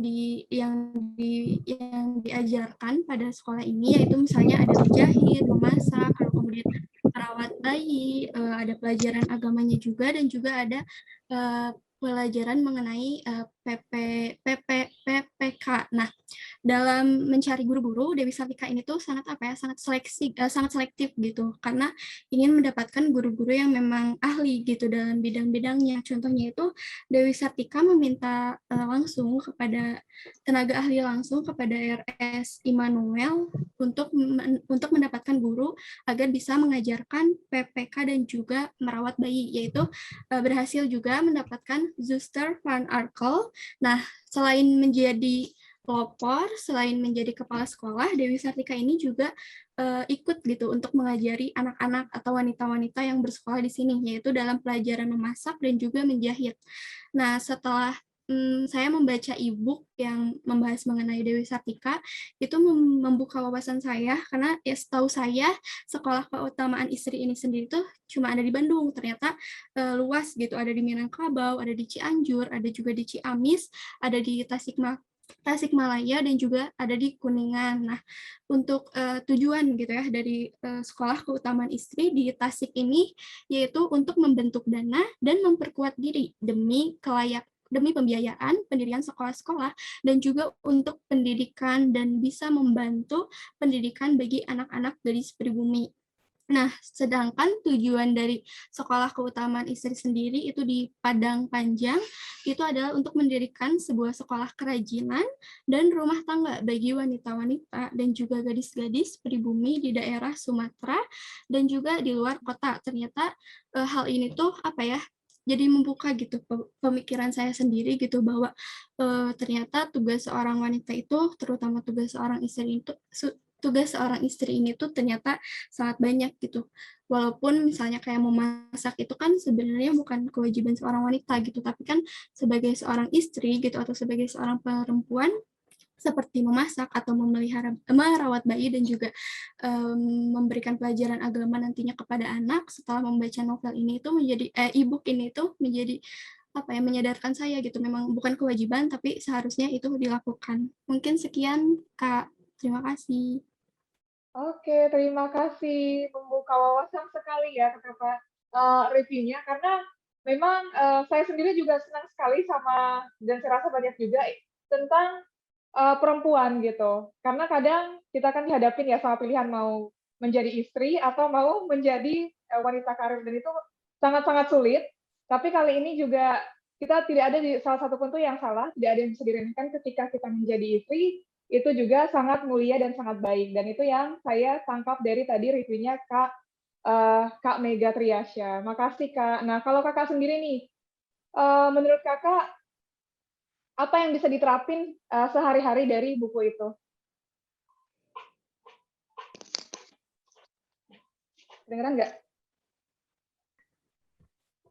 Oke, yang diterapin di kehidupan sehari-hari mungkin seperti itu, tugas perempuan, gimana memasak, atau mungkin pelajaran agama, menjahit, itu sebenarnya saya kan baru tidak bisa memasak gitu, tapi setelah baca e-book ini itu jadi kayak ningkatin semangat saya gitu, minimal saya bisa masak gitu, seperti itu.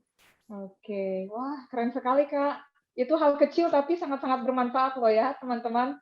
Mau perempuan, Bahkan juga laki-laki memasak itu survival skill. Jadi ya udah, saya juga lagi belajar kok, Kak. Thank you, Kak Mega Triasya. Mungkin mau mau lanjut untuk menunjuk teman lain yang nge-review bukunya. Silakan.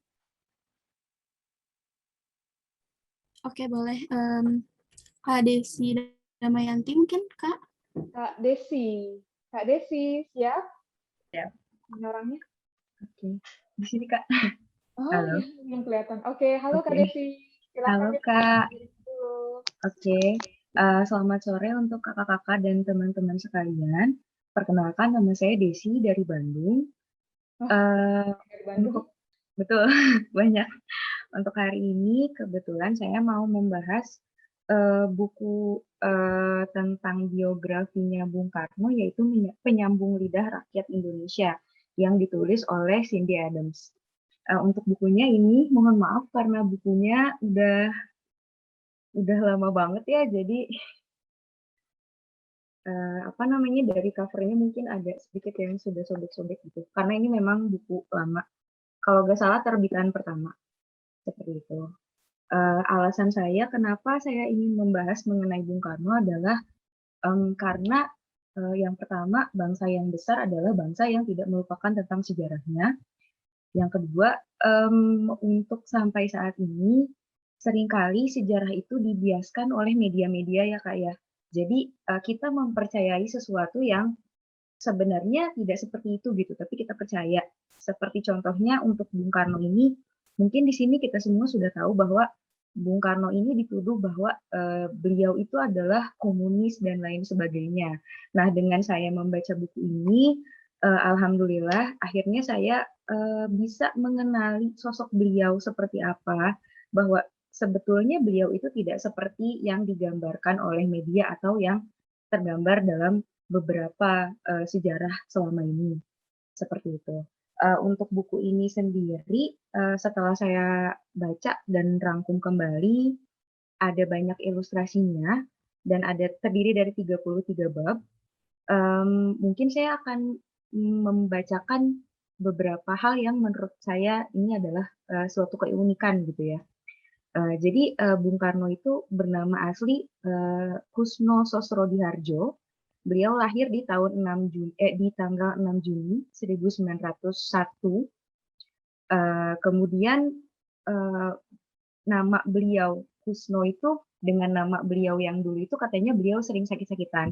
Menurut kepercayaan Jawa, katanya kalau sering sakit-sakitan seperti itu, beliau harus diganti namanya, seperti itu. Nah, karena ayah beliau itu menyukai cerita Mahabharata, jadi beliau mengganti namanya menjadi Karna atau Karno, seperti itu. Karena waktu itu Karna itu adalah pahlawan terbesarnya Mahabharata, katanya seperti itu. Nah, kemudian di depannya oleh ayah beliau ditambahkan Su, karena dalam bahasa Jawa Su itu berarti baik, seperti itu. Nah, kemudian mungkin dalam beberapa sejarah kita sempat baca bahwa Bung Karno itu katanya melarang kebudayaan-kebudayaan asing atau kebudayaan-kebudayaan dari Barat, seperti itu ya. Sebetulnya tidak. Di sini dengan jelas Bung Karno menceritakan bahwa dirinya adalah seorang maha pecinta. Dirinya adalah seorang manusia perasaan yang kalau dikritik juga tersinggung, seperti itu. Nah, kemudian beliau juga sempat dibilang oleh media asing bahwa beliau ini adalah budak Moskow, katanya begitu. Beliau adalah pro ke Rusia, seperti itu. Padahal tidak, di buku ini dengan jelas Bung Karno menegaskan bahwa beliau ini sebetulnya adalah sosialis, seperti itu. Nah, kemudian terkait dengan kelahirannya, beliau itu adalah putra sang fajar, karena memang dilahirkan ketika fajar menyingsing. Dan di buku ini beliau dengan sejelas-jelasnya menceritakan bahwa untuk kesuksesan beliau itu tidak terlepas dari doa ayah dan ibunya, seperti itu. Nah, kemudian di sini juga beliau menjelaskan bahwa ketika kecil beliau diasuh oleh Ibu Sarinah. Nah, Ibu Sarinah ini memang kalau kalau disebut di masa kini itu adalah sebagai asistennya dari orang tuanya Bung Karno. Tapi di sini beliau menjelaskan bahwa meskipun Bu Sarinah ini adalah asisten, tapi asistennya itu tidak sama dengan pandangan asisten di Barat yang istilahnya apa ya, diperlakukan tidak sama gitu. Di sini beliau menjelaskan kalau Ibu Sarinah itu makan apa yang sama dengan saya, beliau tidur di tempat yang sama dengan saya, meskipun beliau tidak menerima gaji, dan beliau juga istilahnya diperlakukan ya seperti anggota keluarga saja gitu, seperti itu. Seperti itu. Nah, kemudian di sini beliau juga apa ya Kak, semacam menjelaskan bahwa beliau ini hanyalah seorang manusia. Beliau juga mempunyai kekurangan. Contohnya ketika beliau harus menempuh SMA di kota Surabaya, di situ beliau dititipkan oleh ayahnya di rumah HOS Cokroaminoto, dan di situ juga beliau bercerita kalau kehidupannya sangatlah susah seperti itu, sampai-sampai ia hanya menulis surat kepada ayah dan ibunya ketika hanya membutuhkan uang saja, saking susahnya, seperti itu. Nah, kemudian beliau juga sekali lagi, meskipun sempat ada pendapat-pendapat bahwa beliau itu katanya benci segala sesuatu yang berbau Barat. Nah, di buku ini beliau menjelaskan bahwa beliau tidak pernah membenci orang-orang Barat atau mungkin Belanda atau mungkin penjajah dan sebagainya. Beliau hanya membenci sistem pemerintahan kolonialnya saja. Karena dari dulu beliau tidak pernah diajarkan untuk membenci sesama manusia, seperti itu. Nah, kemudian beliau juga suka nonton film Barat. Beliau juga sampai saat pembuatan buku biografi ini, beliau masih sering membaca majalah Vogue seperti itu. Jadi pandangan bahwa beliau tuh benci sekali sama Barat itu salah, seperti itu. Nah, kemudian beliau juga merupakan arsitek yang handal, ya arsitek yang andal, karena di masa kuliah itu ketika ada tugas menggambar terkait arsitektur, beliau bisa menyelesaikan dalam waktu sesingkat-singkatnya dan banyak dipuji oleh gurunya dan juga oleh teman-teman sekelasnya. Katanya gambaran beliau itu nyata sekali, katanya seperti hidup gambarannya, seperti itu. Nah, kemudian apa lagi? Oh ya, di buku ini juga dijelaskan terkait dengan hubungan beliau dengan ex-presiden Amerika yaitu John F. Kennedy, bahwa mereka memiliki hubungan yang baik. Kemudian di buku ini juga dijelaskan serinci-rincinya mengenai mengapa waktu itu Bung Karno sempat mengeluarkan pernyataan Ganyang Malaysia, dan kenapa apa ya istilahnya beliau merasa Indonesia merasa dikhianati oleh Malaysia, seperti itu. Karena sebetulnya banyak sekali hal yang penting dari buku ini. Mungkin poin terakhir dari saya, di dalam buku ini berkali-kali, berpuluh-puluh kali, bahkan mungkin beratus-ratus kali, beliau selalu menyebut tentang rakyat Indonesia dan rakyat Indonesia, seperti itu. Dan beliau pun mungkin terkenal dengan istilah atau mungkin paham yang beliau ciptakan, yaitu Marhaenisme. Itu karena pada saat itu rakyat Indonesia diceritakan saking melaratnya seperti itu dan tidak punya apa-apa, maka dari itu dinamakan dengan Marhaen, dan beliau mempunyai tekad bagaimana caranya supaya rakyat Indonesia itu bisa lebih maju, bisa hidup dengan lebih sejahtera lagi, seperti itu. Kemudian ada quotes di bagian terakhir buku ini. Entah kenapa saya merinding sekali membacanya. Jadi di sini beliau bilang, apabila aku telah mencapai sesuatu selama di atas dunia, ini adalah karena rakyatku. Tanpa rakyat aku tidak berarti apa-apa. Kalau aku mati, kuburkanlah bapakmu menurut agama Islam, dan di atas batu kecil yang biasa sekali engkau tulis. Dan tulislah kata-kata sederhana seperti ini. Di sini beristirahat Bung Karno, penyambung lidah rakyat Indonesia. Seperti itu. Kemudian salah satu alasan juga mengapa saya membaca buku ini dan begitu ingin tahu bagaimana sih sosok Bung Karno yang sebetulnya, itu karena cerita ayah saya.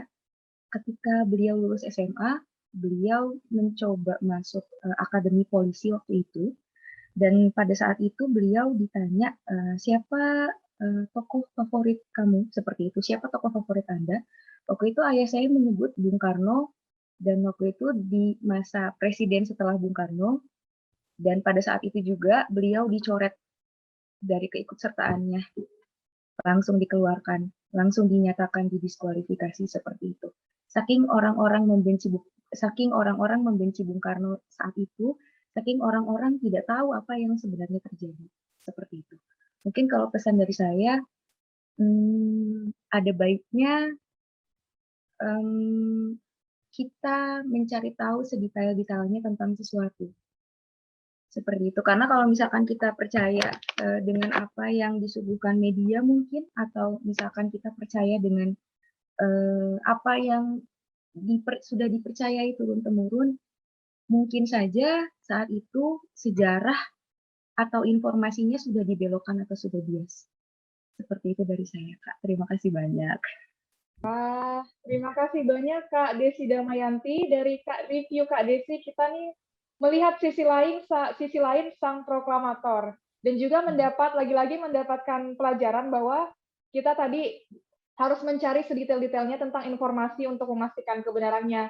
Walaupun masih ada kemungkinan kita tuh tidak mungkin mendapatkan kebenarannya, tapi kita harus perjuangkan itu dulu. Apalagi tadi juga mungkin bisa saya tambahkan, dengan itu kita juga harus dari cerita Bung Karno, kita juga harus kayak membuka pikiran. Jadi dari manapun itu sumber informasinya, dari manapun itu sumber pahamnya, kita harus melihat lebih dekat, melihat dengan baik, mau itu dari barat ataupun dari manapun. Apakah ini sepenuhnya hal yang buruk atau masih bisa ada hal yang kita pelajarin. Terima kasih banyak untuk Kak Desi. Semoga itu semua bisa paham beliau, pesan beliau, perjuangan beliau bisa kita terapkan sebagai rakyat Indonesia. Karena kita sampai di akhir hayat pun beliau selalu mengingat kita. Terima kasih Kak, inspiratif sekali tadi sharingnya. Kak Desi Rahmayanti mungkin bisa nunjuk, tapi ini kayaknya mohon maaf kakak-kakak ada yang belum nggak?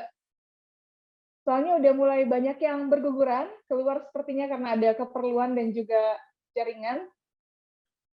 Kakak-kakak ada yang punya buku ready tapi belum nge-review? Kak Indah Bella mungkin. Halo, Kak Indah Bella? Kedengeran suara saya? Ya, halo Kak. Kak Indah ada buku yang mau direview? Maaf Kak, tapi saya nggak ada buku yang mau saya review. Soalnya tadi joinnya deket banget sama jam 3 dan itu saya lihatnya, wah ini nge-review buku biografi nih, saya tertarik tapi saya belum pernah baca buku biografi gitu Kak. Oke, siap-siap. Iya, tadi memang ada beberapa juga yang pengen join tapi masih belum punya buku. Nggak apa-apa nih. Nanti saya tanya mau baca buku apa setelah ini. Maaf. Siapa nih yang belum? Kak Robert Susanto. Mungkin ada buku yang mau direview, Kak? Halo? Kedengeran suaranya? Adakah orangnya di sini? Tidur. Oke. Halo, Kak Robert?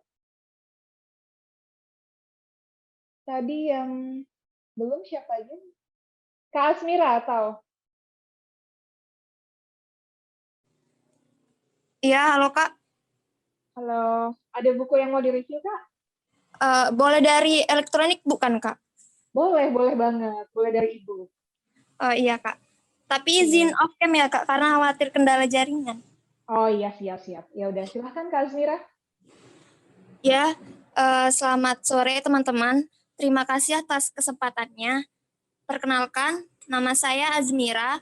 Asal saya dari Kota Tebing Tinggi, Sumatera Utara. Buku yang saya baca adalah 100 Tokoh yang Mengubah Indonesia. Karya berasal dari penerbit Narasi. Di antara 100 tokoh tersebut, saya tertarik dengan tokoh Munir. yakni aktivis pro demokrasi dan pejuang HAM.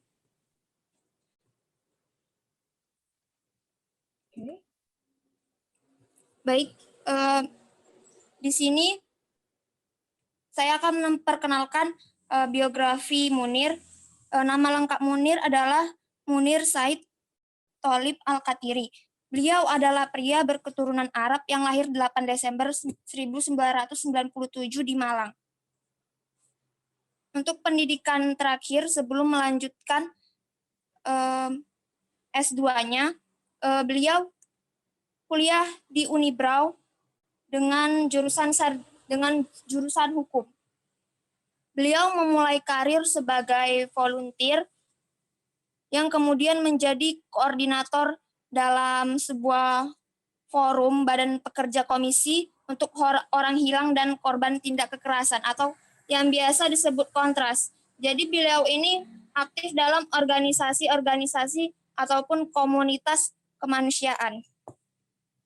Karena sepak terjangnya di Kontras ini, Munir mendapat penghargaan dari UNESCO karena dinilai berjasa memperjuangkan HAM di Indonesia. Banyak sekali kasus-kasus yang pernah disuarakannya, misalnya seperti kasus pembunuhan Marsina, penculikan aktivis dan penembakan mahasiswa tahun 98, dan banyak sekali kritik-kritiknya terhadap pelaksanaan darurat militer di Aceh. Selain itu, beliau juga sering menjadi penasihat hukum dalam beberapa kasus, seperti penghilangan atau penculikan orang dan pelanggaran-pelanggaran yang terjadi di daerah.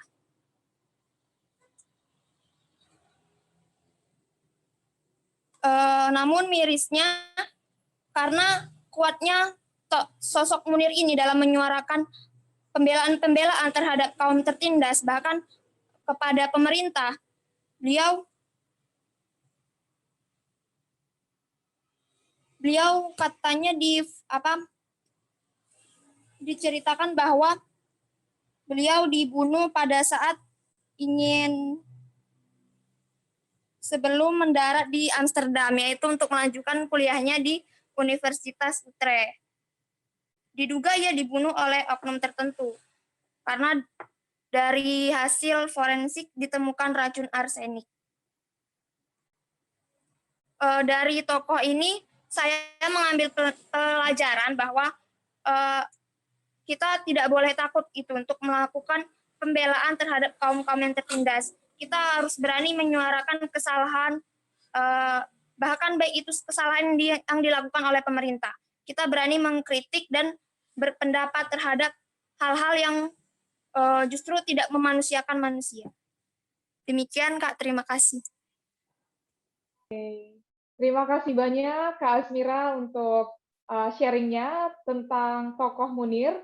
Kita semua tahu bagaimana perjuangan beliau yang harus sayangnya berakhir tragis, tapi sampai saat ini tetap menginspirasi semua anak muda, terutama di bidang perlindungan HAM. Karena memang banyak sekali pelanggaran kalau untuk hal yang satu itu. Terima kasih Kak Azmira sudah mau sharing. Kita masih ada waktu, mungkin ada teman yang mau nanya tentang tentang review yang tadi Kak Azmira sampaikan.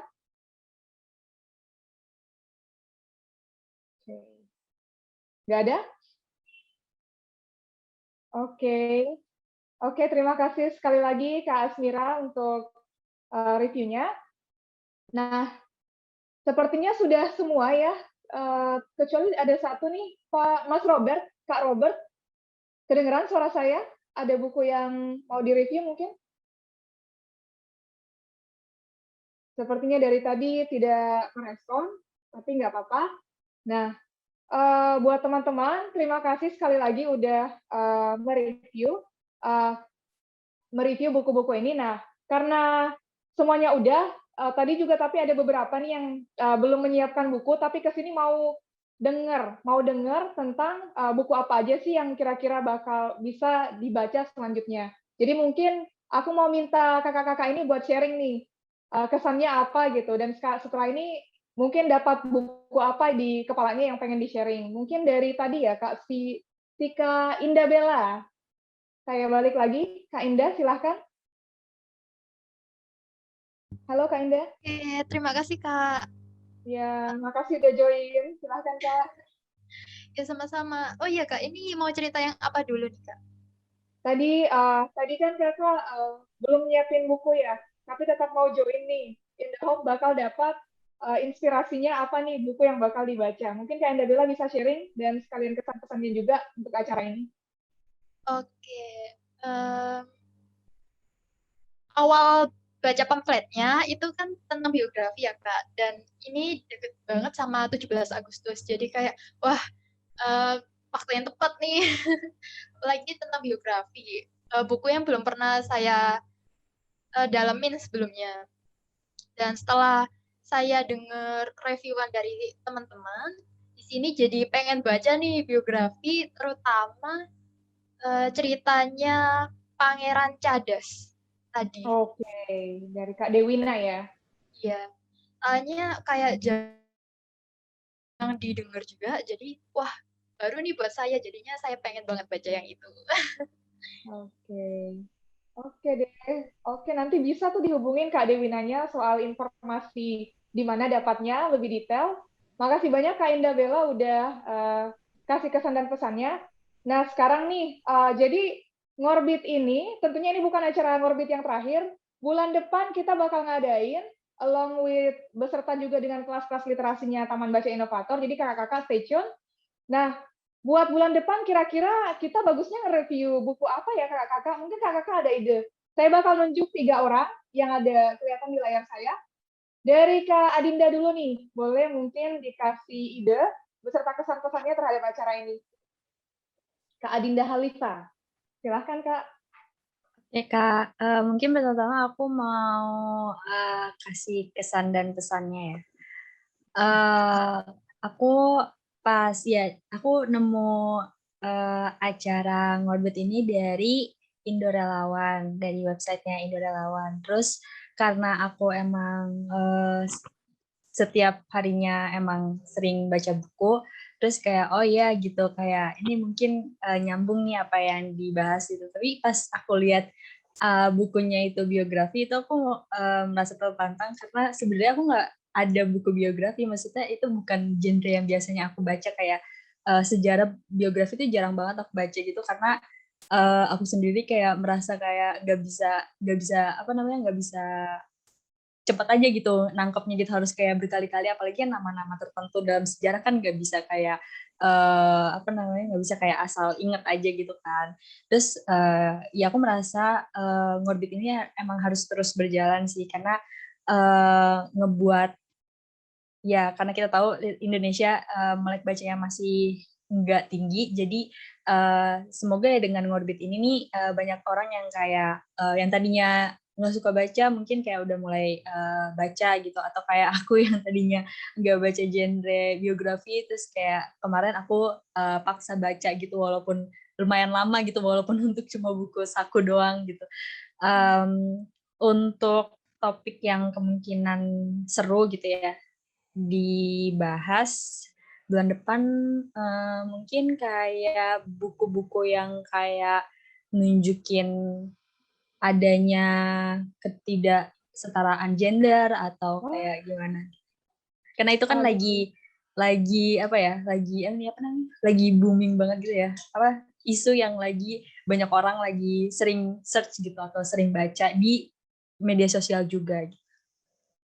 Oke deh, makasih Kak. Itu topik yang sangat-sangat menarik ya, walaupun agak berat dan agak kontroversial, tapi kita mau denger nih relawan Ngorbit, nanti pastinya banyak sekali perspektif-perspektif yang bagus. Nah, makasih Kak Adinda, dari Tangerang Selatan. Makasih Kak. Waduh, sok keren banget ya, kayak wisata virtual. Mau main ke Sumba Barat, Kak Delvi. Gimana nih? Kesan dan pesannya, terus kalau bulan depan kita ngadain lagi, mau temanya apa gitu, Kak? Oke, Kak. Kalau boleh sih, Kak, saya merequest nanti kalau kita ngorbit lagi tentang mendaur ulang sampah, buku-buku yang bagaimana cara kita mendaur ulang sampah, karena mengingat sampah di Indonesia ini sangat mengganggu ya. Kebetulan di Sumba juga sampah masih sangat banyak dan masih sedikit anak muda yang punya kesadaran untuk mendaur ulang sampah. Jadi mereview tentang buku mendaur ulang sampah itu menurut saya mungkin sangat-sangat penting untuk bisa kita pelajari bersama, karena jujur kami di English Goes to Kampung memang ada kami memang setelah belajar kami tuh suka pilih-pilih sampah plastik, karena memang bagi saya pribadi juga sampah plastik itu sangat mengganggu. Jadi lebih saya sih merequest nanti kalau kita ngorbit lagi ya bisa kita mereview buku tentang itu daur ulang sampah. Kalau kesannya sih secara saya pribadi saya sangat bahagia bisa ketemu kakak-kakak yang sehobi. Mungkin kakak-kakak lebih beruntung dari saya bisa membaca buku apa aja bisa didapatkan, dan juga pesannya semoga Yayasan Taman Baca Inovator juga semakin menginspirasi banyak orang untuk lebih mencintai kegiatan membaca, karena dari membaca kita bisa berwawasan luas dan juga bisa kita mengenal hal-hal yang mungkin sebelum kita membaca kita tidak ketahui. Aja Kak. Oke. Terima kasih Kak. Wah, lingkungan ya berarti temanya keren banget, mendaur ulang sampah. Thank you Kak Delvi. Dari timur saya mau ke barat. Mau ke Tarutung, Sumatera Utara. Kak Febrianto? Halo, Kak. Oke. Mungkin silahkan, Kak, mungkin bisa dibagikan kesan-pesannya ke terhadap acara Ngorbit ini, dan juga kalau bulan depan kita ngadain, kira-kira Kakak tertarik nih bahas buku tema apa nih? Iya, Mbak. Jadi kalau kesan saya ya tertarik ya, Mbak. Gara-gara kalau nggak lewat acara ini ya jadi nggak tahu. Lewat acara ini kan jadi lebih tahu tentang buku-buku yang ada sekarang. Kalau pesannya mungkin waktunya diperbanyak ya, Mbak. Kalau cuma 3 menit kayaknya kurang jelas apa isi bukunya, Mbak. Kalau untuk rekomendasi buku dan depan mungkin tentang psikologi ya, Mbak. Takutnya nanti harapannya untuk nanti kesimpulannya bisa jadi pola pikir baru untuk yang mendengar, Mbak. Begitu, Mbak. Oke deh. Oke, terima kasih Kak Febrianto, Horas. Dan juga, iya. Nah, itu rangkaian acara kita sebenarnya udah selesai, tapi saya ada beberapa pengumuman penting nih. Nah, jadi tadi Kak Jessica Nanda udah juga menang Kahoot, tapi kami masih ada satu lagi hadiah, yaitu untuk teman-teman yang posting acara ini di media sosial. Posting di feed IG ataupun di story, posting screenshot-nya, kasih caption semenarik mungkin, tag @Taman Baca Inovator, nanti yang terbaik bakal kami kasih buku tokoh nasional. Nah, selain itu, kakak-kakak jangan lupa untuk follow @Taman Baca Inovator di Instagram dan juga subscribe Taman Baca Inovator di YouTube. Nah, nanti dari sosial media kami bakal banyak sekali info-info tentang kelas-kelas menarik seperti ini, ataupun juga kegiatan-kegiatan anak-anak di Taman Baca kami. Nah, ngomong-ngomong soal kelas menarik nih, bulan Agustus ini, tepatnya tanggal 26, kami bakal ada kelas literasi terapan yang mengundang Kak Butet Manurung. Pasti kakak-kakak udah kenal semua kan ya? Nah, stay tune terus di IG kami dan juga di grup agar dapat infonya nanti. Karena nanti tuh kelasnya bakal cepet banget penuh, jadi jangan sampai kakak-kakak semua ketinggalan. Bener nggak Kak Maki? Nah, di akhir kita akhirnya sampai ke acara inti. Saya pamit, saya serahkan ke Kak Maki untuk acara foto bersama. Silakan Kak Maki.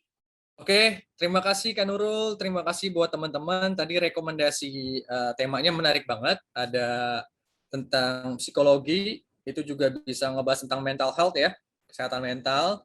Terus juga ada tentang gender dari Kak Adinda, itu menarik banget karena lagi banyak banget dibahas karena ada beberapa teman-teman kita mengalami ketidaksetaraan gender di pekerjaan dan lain-lain sebagainya. Dan juga satu lagi dari Kak Delvi tentang konservasi ataupun isu-isu lingkungan. Itu juga tiganya itu lagi in banget. Kesehatan mental, konservasi, dan gender. Nanti kita ini aja lah, main arisan, kita kocok. Kira-kira siapa yang bakal keluar untuk tema pembahasan mudah-mudahan di bulan depan. Oke, mungkin ini saja yang bisa saya sampaikan. Terima kasih Kang Nurul, terima kasih teman-teman. Kita lanjut ke acara inti teman-teman, yaitu foto bareng. Jadi acara 2 jam itu bukan inti, acara intinya foto-foto bareng. Jadi kameranya diaktifkan. Ada Mas Robert, Oke, nggak apa-apa. Azmira mau diaktifkan buat foto doang, nggak memakan kuota. Yuk, Kak Renita. Boleh dipegang bukunya. Kalau ada bukunya boleh dipegang. Saya sih megang buku. Ya, kirain buku nikah, Kak. Oh iya. Saya megang buku, asal pegang aja nih. Oke. Tapi nggak, saya yang moto ya, lupa. Oke. 1, 2, 3. Lagi, sekali lagi salam literasi. Bisa gini.